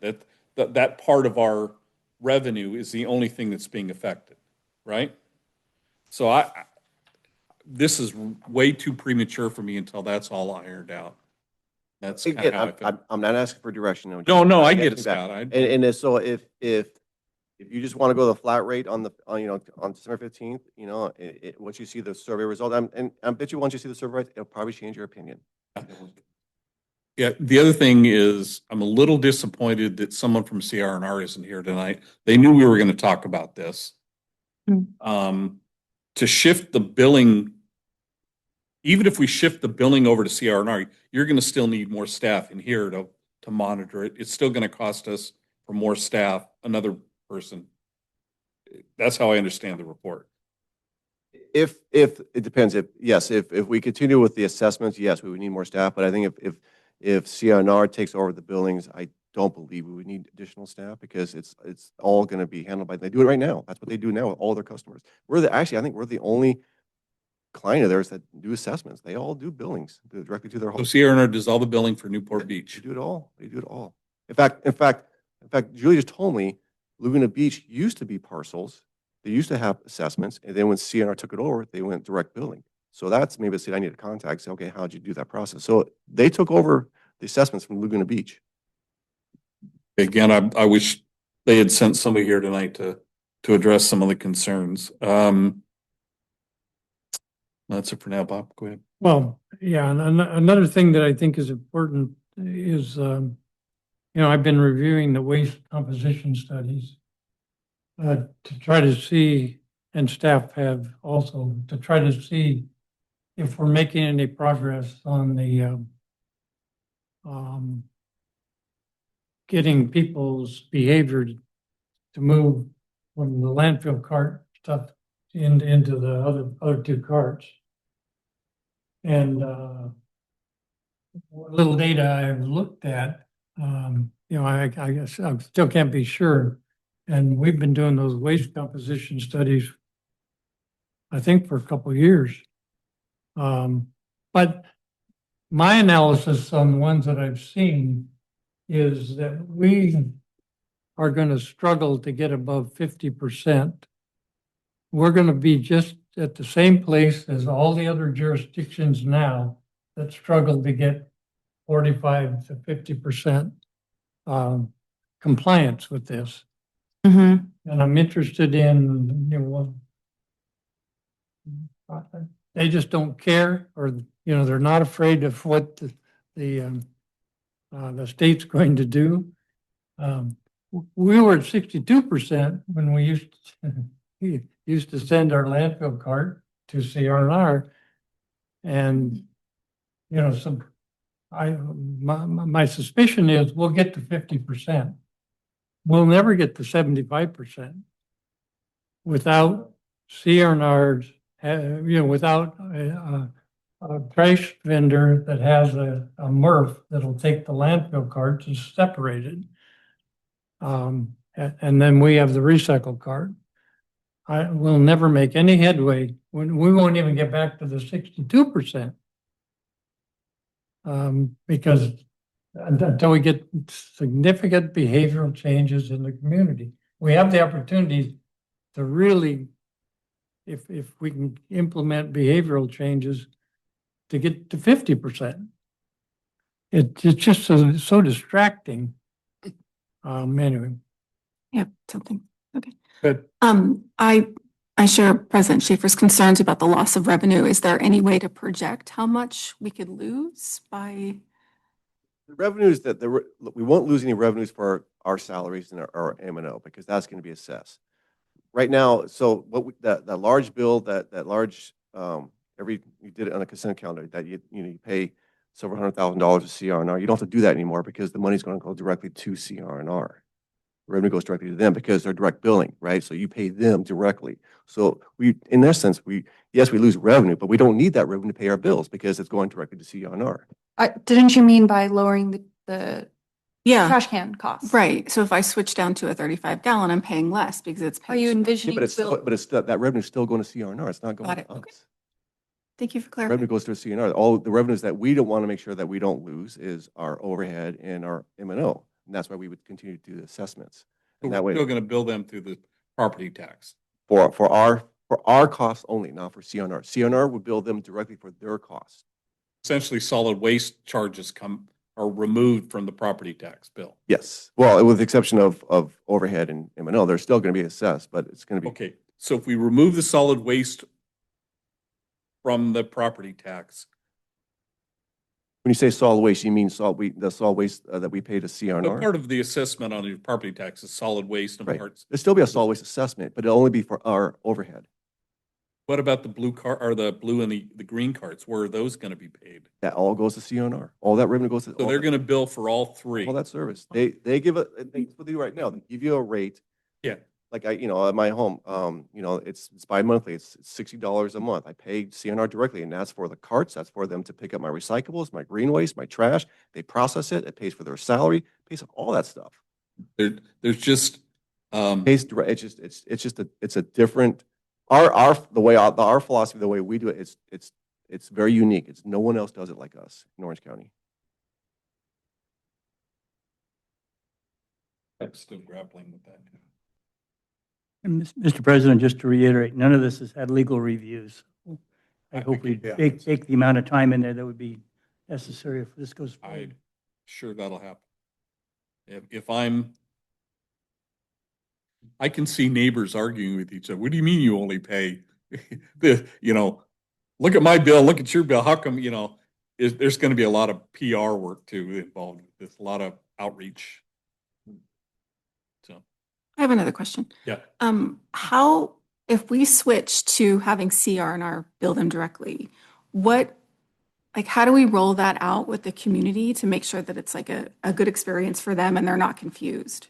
Well, they're If going to they're only getting, there's going to be confusion. Yeah, because they haven't received a bill ever in solid waste, and all of a sudden they see something in the mail. What is this? like an extra bill, they're gonna. But it's going to be, there's going Yeah. to be some cost from outreach. It'd be kind of like what we did with our 3-card system. We're going to have to do some massive outreach efforts. Maybe we could put a flyer in with the Mesa water bill saying. Well, Yes, well, no, not only that, that's one of the benefits of having a direct billing. We can do some additional outreach. We can do direct billings with the CNR. They actually do a bi-monthly newsletter too as well. They put it in the bills. So there's some actually enhanced areas that can enhance our outreach through direct billing. So there's a benefit to that. You heard enough from all of us. Director Brett. Go ahead. Okay, I'll share my comments. So I also, we talked about this week, so I'll just fill you guys in. I looked a lot into a variable rate system for our water here because we don't have that. And went and met with Irvine Ranch Water, and they had a lot of success implementing that and, achieved their goals of incentivizing lower water rates. And then also made up for the revenue discrepancy by charging higher for the people that were at the normal previous threshold. However, this is hardware we're talking about, not water. So I appreciate that the hurdles are being named and just owned in this report, because I do think it sounds like there's a lot of layers to implementing such a big change. Yeah, don't forget, when you talk to a water district, they have a built-in way of knowing. Exactly. Because they meter it. Exactly. Okay. So I see the benefits with a completely different utility. And I appreciate that other special districts have variable rate systems that we can learn from. But looking at taking on this challenge, it feels daunting considering we'd have to consider changing our revenue our revenue model, the way we do business, the way we're projecting. And so what I'm trying to understand is what are the motives for possibly doing this? It's clearly that our expenses are going up because of the county. And also, are we trying to motivate people to dispose less trash and divert it more correctly? Incentivize them. That's the correct motive, right? Vice President Uno, how do you change people's behavior? This is how you change their behavior. You hit it in the pocketbook. You hit it with the pocketbook. You go with anything else. So you want to change their behavior, you try something different. You try a variable rate system where you throw less away, which also benefits the environment because now you're throwing less in the trash, which produces less methane gas, less greenhouse gas emissions. So it's all part of that SB 1383 compliance as well. So I'm worried though that you're tapping into a different motive, which is saving money, not necessarily using less trash. So when we were talking about it in our meeting this week with the general manager and Director Perry and I started thinking about it, and basically I feel that we are still in this 3-cart testing phase. Clearly, we saw that with our presentation, that the percentages really haven't budged, and we're putting a lot of effort and money. We have I believe, a 24-month goal. And so it feels a little premature to talk about changing something again when we're still looking at the changes of the 3-cart system. We're still figuring out what is going to motivate people to start properly disposing of their waste in the best way possible. We can't change anything about the costs increasing.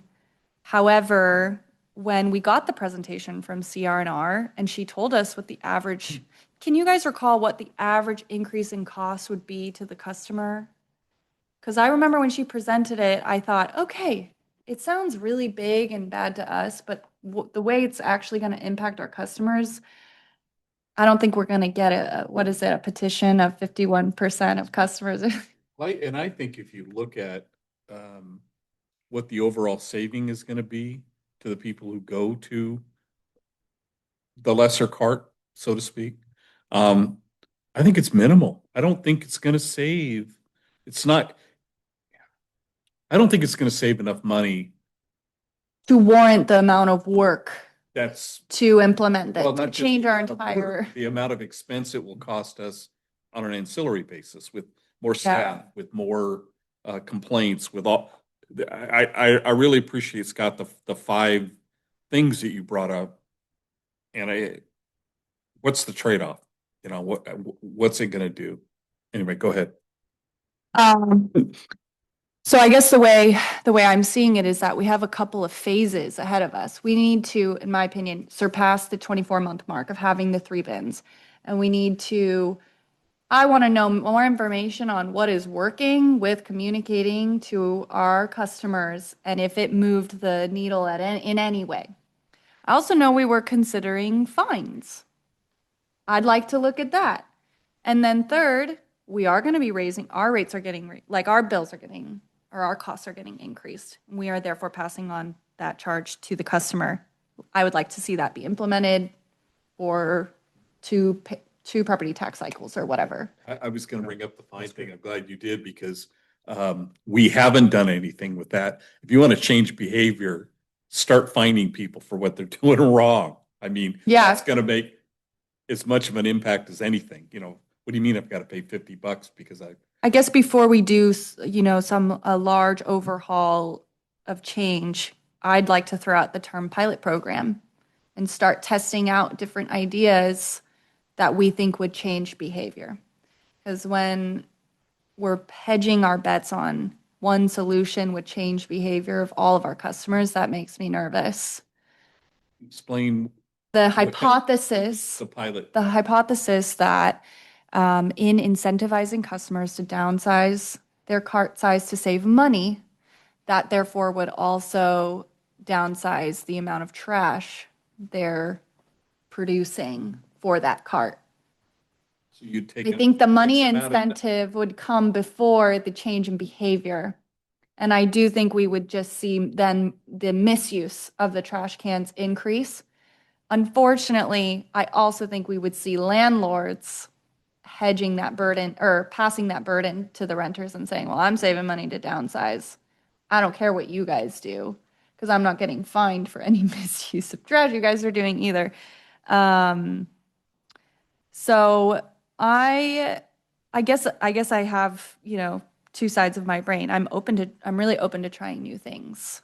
And I think being, what's the word I'm looking for? Innovative is a responsibility we have and looking at what's working for other districts.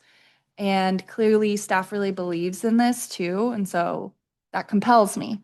But at the same time, I kind of feel like we have a lot on our plate already that we're considering or already in the process of like rolling out. And I want to see those sort of fledged out before we see something, before we consider going live with something new. So that's my position, I think. Well, let's go back to your pilot thing, because my brain started churning a little bit, believe it or not. So we would take X amount of customers and say, hey, we'd like you to participate in a pilot program. We're going to give you a break for a couple of months or whatever time frame we determine to see if it really works. Is that We what could do a pilot program for the fines. We could do a pilot program for positive reinforcement messaging. Yeah. For incentivizing them to properly use their trash cans. We could also do a pilot program for the downsizing carts if we wanted. Yeah. That would have to wait for till 2 years around before we try that. Okay, if that's Of course it's gonna- comments. We do have. Sorry, Bob. I saw somewhere where the savings for changing the carts was minimal. I mean, we're talking about a less than $5 savings per customer for changing the carts.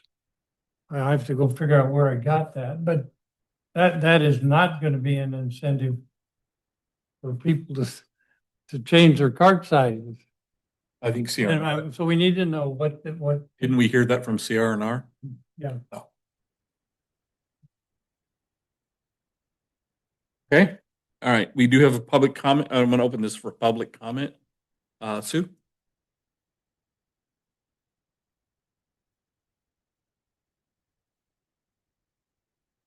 Hi, everybody. I appreciate all of your guys' comments and questions.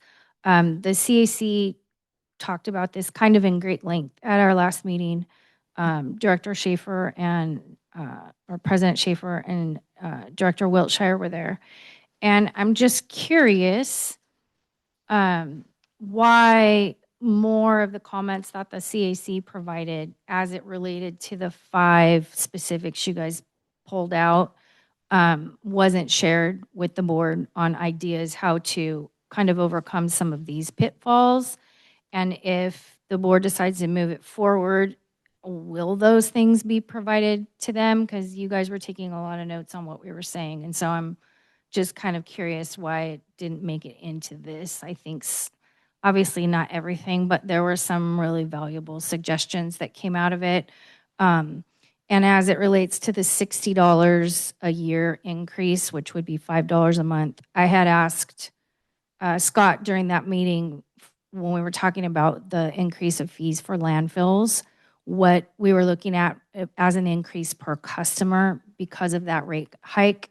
And it worked out to be $60 a customer. So obviously if it was broken down over 12 months, it would be $5.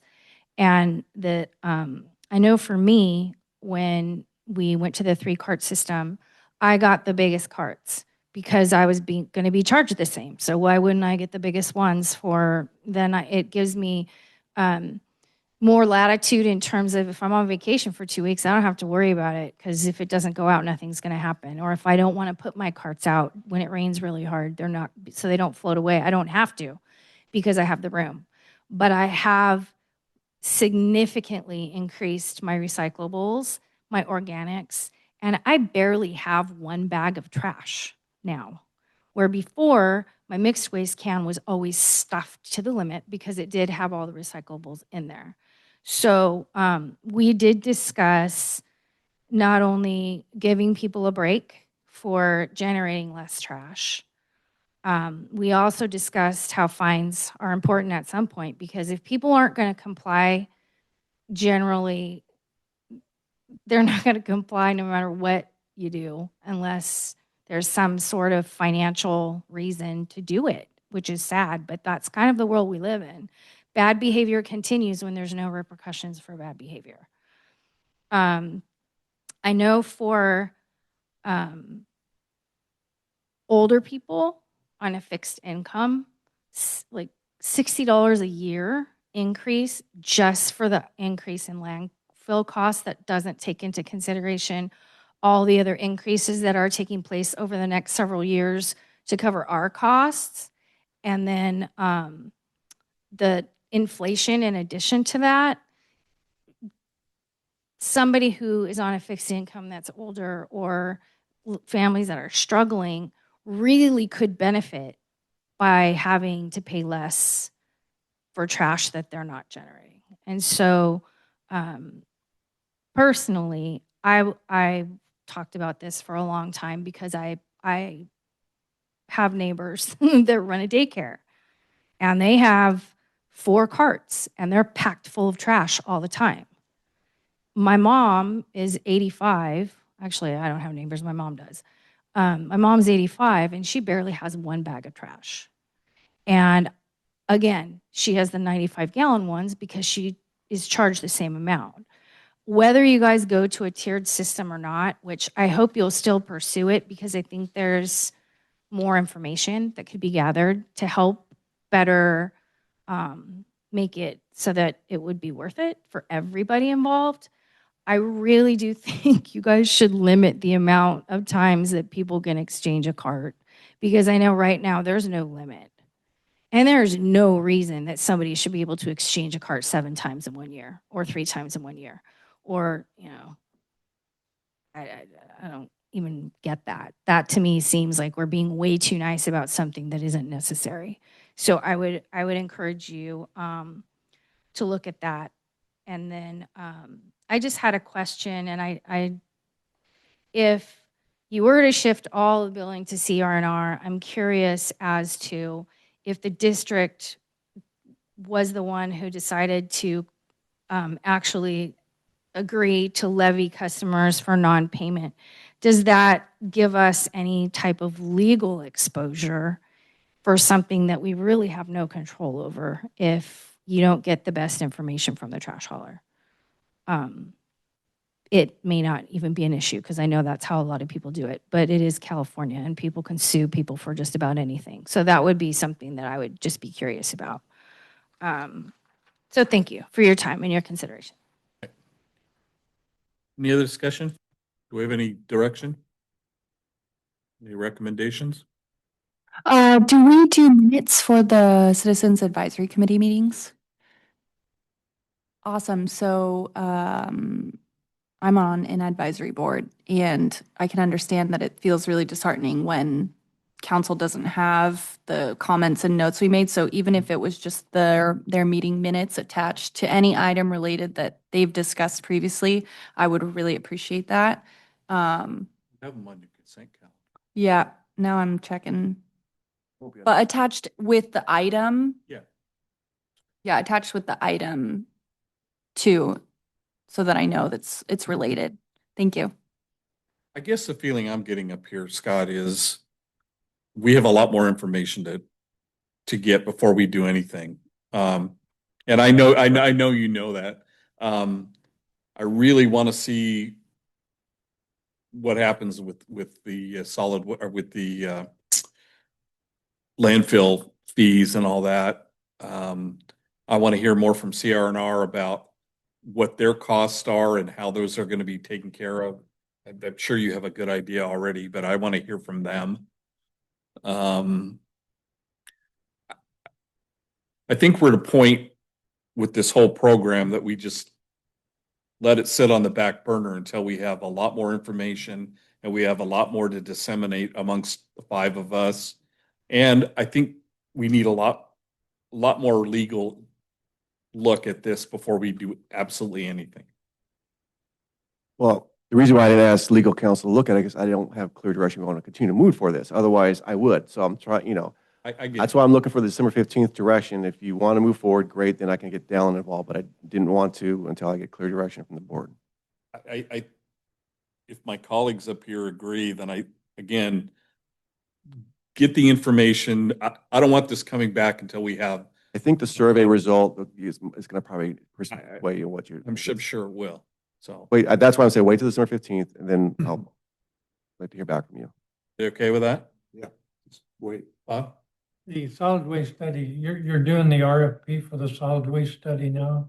Yes, it's, The the proposals Yeah. are due on December 8th. December 8th. December 8th. Oh, so you've already done it. Yeah, it's out right now. We're soliciting. We notified, I think, 11 vendors. So we're out there right now. They're due on December 8th. I'd like to see is what the cost. I think 2/3 of the cost is going to be on their work. Yeah, and that's my plan to share that on the 15th, what the cost is, just to do a flat rate, and what is the cost to do a flat rate and a variable rate. So if you want to do one or the other, you can have that option. So that is in the proposal request. Okay. One of the other things I'd like to see is, we do have a solid waste ad hoc committee. And I think this is something that we ought to meet and talk about as the solid waste ad hoc committee. Assuming you want to continue after December 15th. After we see what's going on December 15th. Yeah. Sure. Yeah. Before December 15th. Or whenever the next meeting is. You should be attending. A part of that thing, if let's get this penalty thing involved with that as well. I mean, again, changing behaviors, So you want to look at finding people now? we need to, don't we? Aren't Well, we? you always told us no. We've come back before and you've always told us, no, we don't want to go that route. We want Let's- education. Let's find out what 1383 tells us we have to. I think You don't have to. I don't, first you can correct me if I'm wrong, but you don't have to. They strongly Okay. encourage you to do it. Okay. But if that's what you want to do is No, move the needle. that's not the important part of it. The important part is figuring out what all the costs are going to be to us from any angle. Okay. To me anyway. Well, I think included in that is, I think finding should be at the last resort. But the consultant, I would like to know what the consultant thinks we need to do to change the behavior and the amount of time it takes to do it. So do you have muddy direction? I've got plenty of you got plenty of, I'm fine. Thank you. Then if that's it, we'll move on to the engineer's report. Part one. Part one of the report, Mark. Yes. Thank you very much, and I appreciate your time. I'll just talk about a couple projects. If you wanted to follow along on the first sheet of my memorandum to the Board of Directors, project 346, it's the fifth one on the list. We started design. I was talking with RBH, and it appears as though we will probably be able to go to bid. I'm going to say right around the New Year's time, and we can probably award a contract March time period. So we are moving forward, and I think we can do an overflow project rather than an expensive or similar cost generator, which has some other things that go along with that. Second thing I want to mention is that the last project on the list, project 630 sewer condition assessment. We will be sending out after the first of the year, I'll send out a request for proposals, and we will make an award in March. And it'll probably be for a 3 or 4 year contract to basically put CCTV cameras in each and every one of our sewers over that 3 or 4 year period. And we should be able to award that, I'm going to say, I think in March. And then the last thing I wanted to mention is that I will be out of the office from December 6th through the 21st, and I return to the office on Monday, the 22nd of December. That concludes my report. I'm happy to talk about any other projects on the list, but since we've been at this a while, I thought I'd just cut my report short, my verbal report short. Now, in your report, you said there was no reportable rainfall during the period. For the next Well, period, you'll have some reportable rainfall to talk about, right? Yeah, because this report is done October 15th. We hadn't had that big rainfall. And then I did provide the general manager with the calculations on, I guess we have a goal where we want to have less than 2% of the water go in, rainfall come into our system. And we are right above 1% during that big rainstorm a couple weeks back. This past weekend, there wasn't over an inch of rain, and when we have less than an inch of rain, we typically don't get the inflow into our system. That's actually in Orange County Sand District policy that their 25-member agencies don't exceed 2%. And that's where our policy came from. Yeah, I mean, there's little areas here and there that are above 2%, but there's others that are much tighter, direct routing. Thank you, District Engineer. Always appreciate it. My pleasure. Counselor, I don't see Mr. Davis with us this evening, so we'll go right to Alan. I could give the treasurer's report if you'd like. Go for it, if you're qualified. Oh, no, I'm not. So, Mr. President and members of the board, I was asked to make a comment about government code and subsection 4 of 549 52.2C4, which is generally we cannot have a majority meeting without a noticed agendized meeting. And there are certain exceptions, and there's, 6 of them in the Brown Act. And as we all know about the one for the standing committees, that's the one that says you can attend, but you can't speak. And there's one for being at another body of the local agency, and that's the one I'll read for the benefit of the public right now. That's subsection 4. This is an exception. The attendance of a majority of the members of a legislative body at an open and noticed meeting of another body of the local agency, or at an open and noticed meeting of a legislative body of another local agency, provided that a majority of the members do not discuss amongst themselves, other than as part of the agency, other than as part of the scheduled meeting, business of a specific nature that is within the subject matter jurisdiction of the legislative body of the local agency. So that is the exception that would allow you to be in attendance at the meeting as long as you do not speak. So all 5 of us could attend a citizens advisory committee. Yes. Only 2 designated could have any speaking parts. Yes. And of course, it's always going to be better to notice it, but in case you do find yourself there, that would be an appropriate time to just observe and not speak, unless you're part of the scheduled meeting. Alan, the noticing part, historically, we've noticed the CAC meeting in a form that only allows 2 people to speak. And then we go to the liaison committee meeting and we notice the meeting differently. And then can all 5 members speak? If you notice the meeting as a meeting of this board, yes.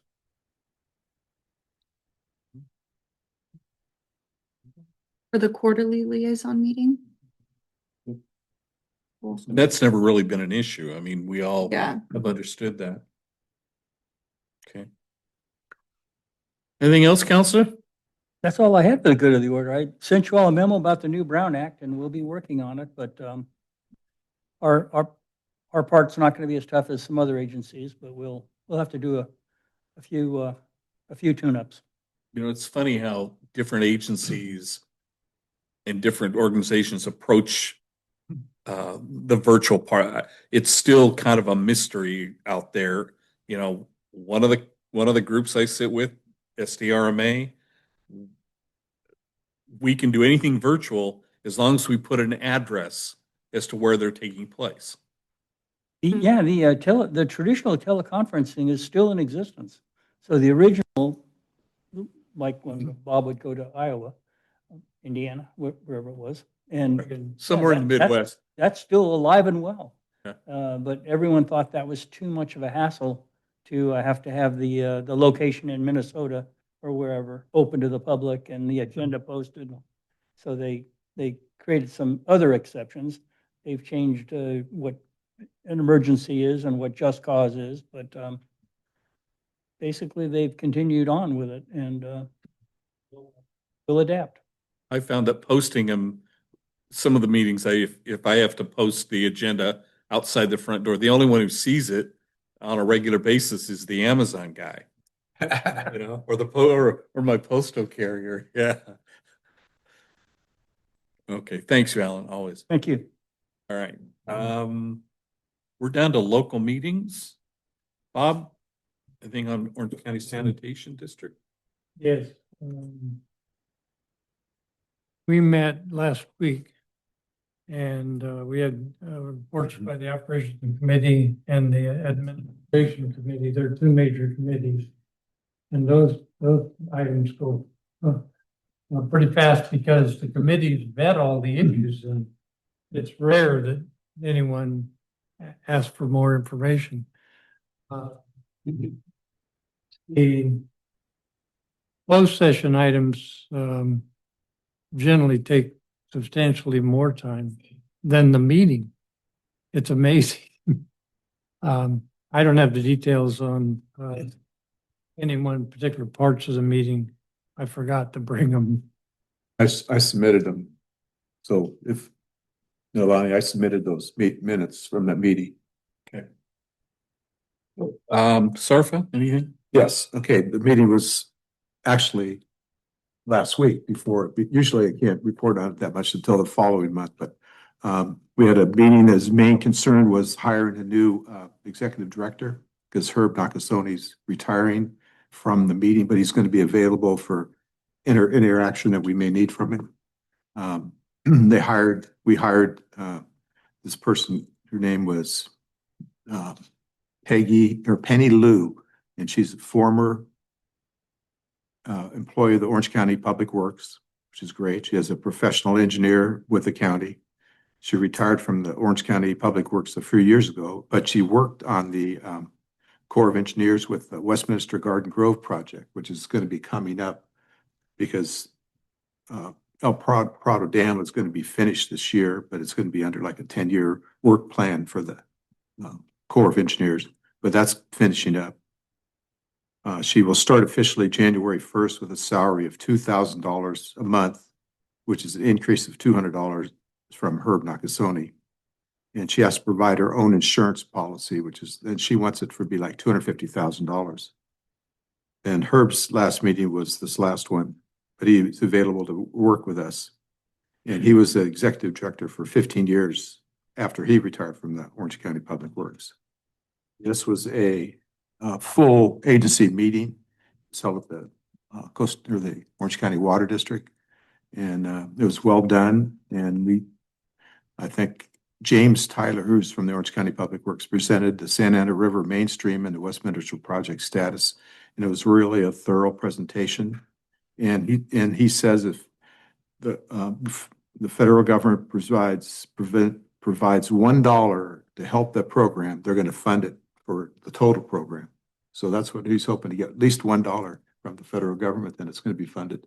And that'll save millions of dollars, well, hundreds and millions of dollars, not millions, hundreds of thousands of dollars from the citizens of like 9 cities: Huntington Beach, Cypress, Westminster, Garden Grove, Fountain Valley, because they can get off the insurance program. So that's in the works, and that'll be a project that's going to be like a 25-year project. Can you take just a couple of minutes to explain to Director Wright and Director Wilshire what SARFA is? SARFA is the Santa Ana Flood Control Agency. It's basically started for the building the Prado Dam. I've been on this committee for like 25 years, and there's been major increases. We had to purchase like over 100 different properties of land that are behind Prado Dam. So when the 100-year flood comes, those aren't good. So the county bought these properties, and the last one is but it's a sued program. It's one of the last properties that they had to get. So they're going full go, and they're going to be raising the dam like 5 or 6 feet, and it's going to be maybe this year, but that program will be finished. It'll just be for 10 years, it's going to be taken care of by the Corps of Engineers. So then they'll be moving on to hopefully the Westminster Garden Grove project, which is our second project. It's going to be of value to the taxpayers in those cities. We used to have to pay, our citizens of Costa Mesa used to have to pay for being part of that, but they provided they took a construction along the Santa Ana River, and that stopped us from being in the floodplain. So like Mike's insurance guy, I don't know if anybody still pays for that, Mike, do they? In Costa Oh, Mesa? yeah. They make Costa Mesa. Well, Costa Mesa is out of the emergency flood area. So people, even when I was an agent, I had customers calling all the time, usually after it rained, by flood insurance. So, but it was they get a preferred rate, which is really reasonable. So Costa Mesa says so basically out of having to pay, which is really good. That's why we're on the committee. Okay, ISDOC meetings have tended to be a lot of discussion about rates and charging and trying to get affiliate members. ISDOC barely has enough money to pay their bills, and I'm not sure where they're going and what direction, if they're going to reinstate. We haven't paid an ISDOC membership in probably 3 or 4 years. They just have vacated it. So now they're trying to rely on affiliate members to come in and pay $50 a year or whatever it is. And they're having some success. The vice president who's working on that seems to be getting more of that income, but they still have a long way to go. CSDA, I don't really have a report regarding CSDA because I haven't attended any of their meetings. Risk Management Authority, we are continuing to evaluate our executive director's position. As I've told you in the past, Debbie Yakota, our chief claim officer, is the temporary executive director. And my guess is at our next meeting, we could be making it a permanent executive director. So I'll report that back when I have it. Any other meetings anybody wants to pop? Waco. I attended the Waco meeting, or virtually, I Participate. believe. Yeah. And it was a meeting on what small cities and water agencies, it's a group of 20 of them so far that have banded together to try to influence California regulations and legislative actions to try to give the smaller communities a voice. And so they make input on whenever there's a law that wants to be passed or that some California people want, California wants to pass a law. So they get the small agencies input into the law so they don't get lost. And the other thing is, they're working on policies, and some of you probably have heard this, that where large agencies are working, they're trying to figure out how the large agencies can help the small agencies. That's not law now, but it talked about at the state level quite a bit. As I think you all know, I'm a board member of the Orange County Council of Governments, OCOG, amongst the 26 other board members or whatever it is. I may have reported at the last meeting. If I did, I apologize, but they have a new executive director, Brian Poblowski, whose last name probably sounds familiar to all of you. He is the brother of our consultant who does our survey. OCOG, again, it's more of a city-based organization. We do a lot of housing grants, getting people to get housing grants. They're really looking hard at environmental sensitive areas and grants that can be used for housing projects in environmentally sensitive areas. So that, as much as the federal government's cut off a lot of the programs, there's still a lot of grant money out there for these housing programs, and it's actually a good thing to see. We had a report from the Air Quality Management District.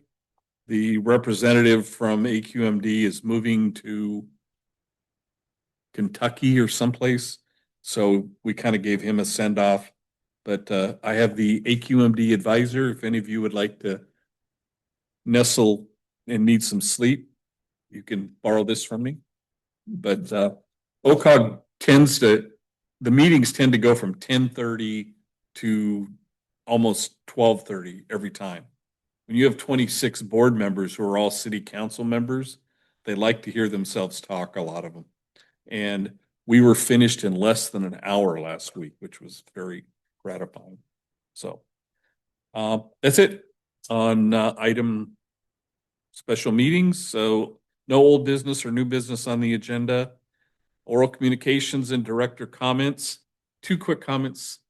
Has anybody ever gotten back to you about those carts in the Fairview Developmental Center homes that are serviced by Waste Management, which should be serviced by us?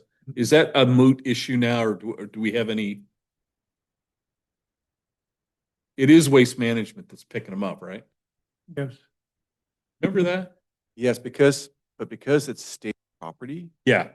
because it's state property, they have discretion of basically using who they want. You said that Yeah, before. kind of like a school district, right? School district does not have to follow city or ours or whatever is exclusive franchise because they're state property. And I think that's why it's Waste Management, because it's state property. Okay. Same with the fairgrounds and everything else. Right. Okay.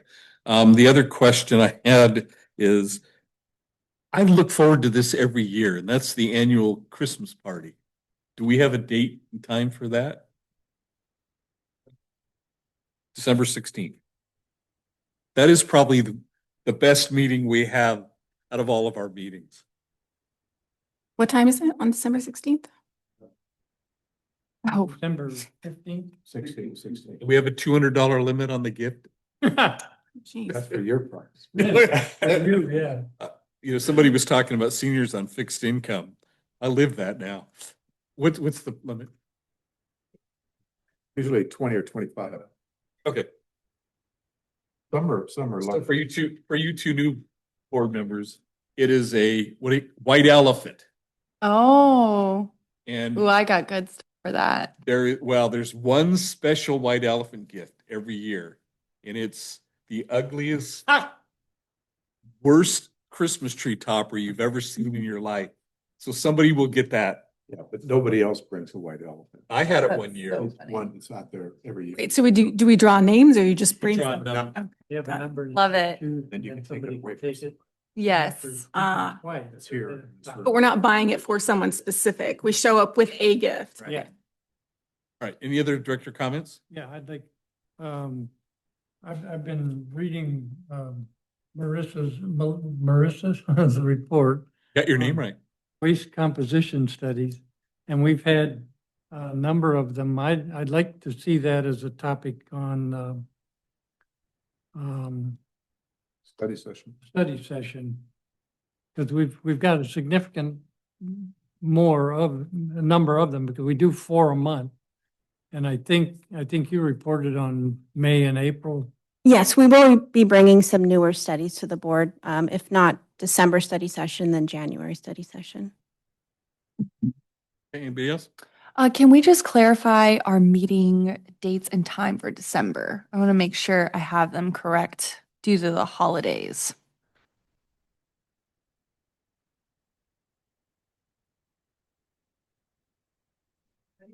So now it's over. Thanks, yeah. Sorry. So the study session date remains at December 9th, and the regular board meeting is moved to the 15th. And the 9th is at 9 and the 15th is 4:30. Correct. So the 22nd is bumped up. So I'm Yes. going to delete that.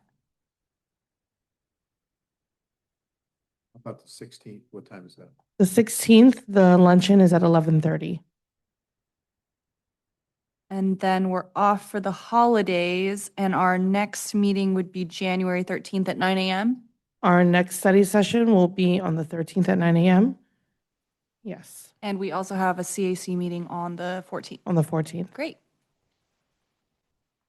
and board meeting on the 26th. Now, the entire calendar year will be presented in the December meeting, so you'll be able to approve the Nice. The balance. That's helpful. Mhm. Okay. Okay, anybody else? Then we are adjourned.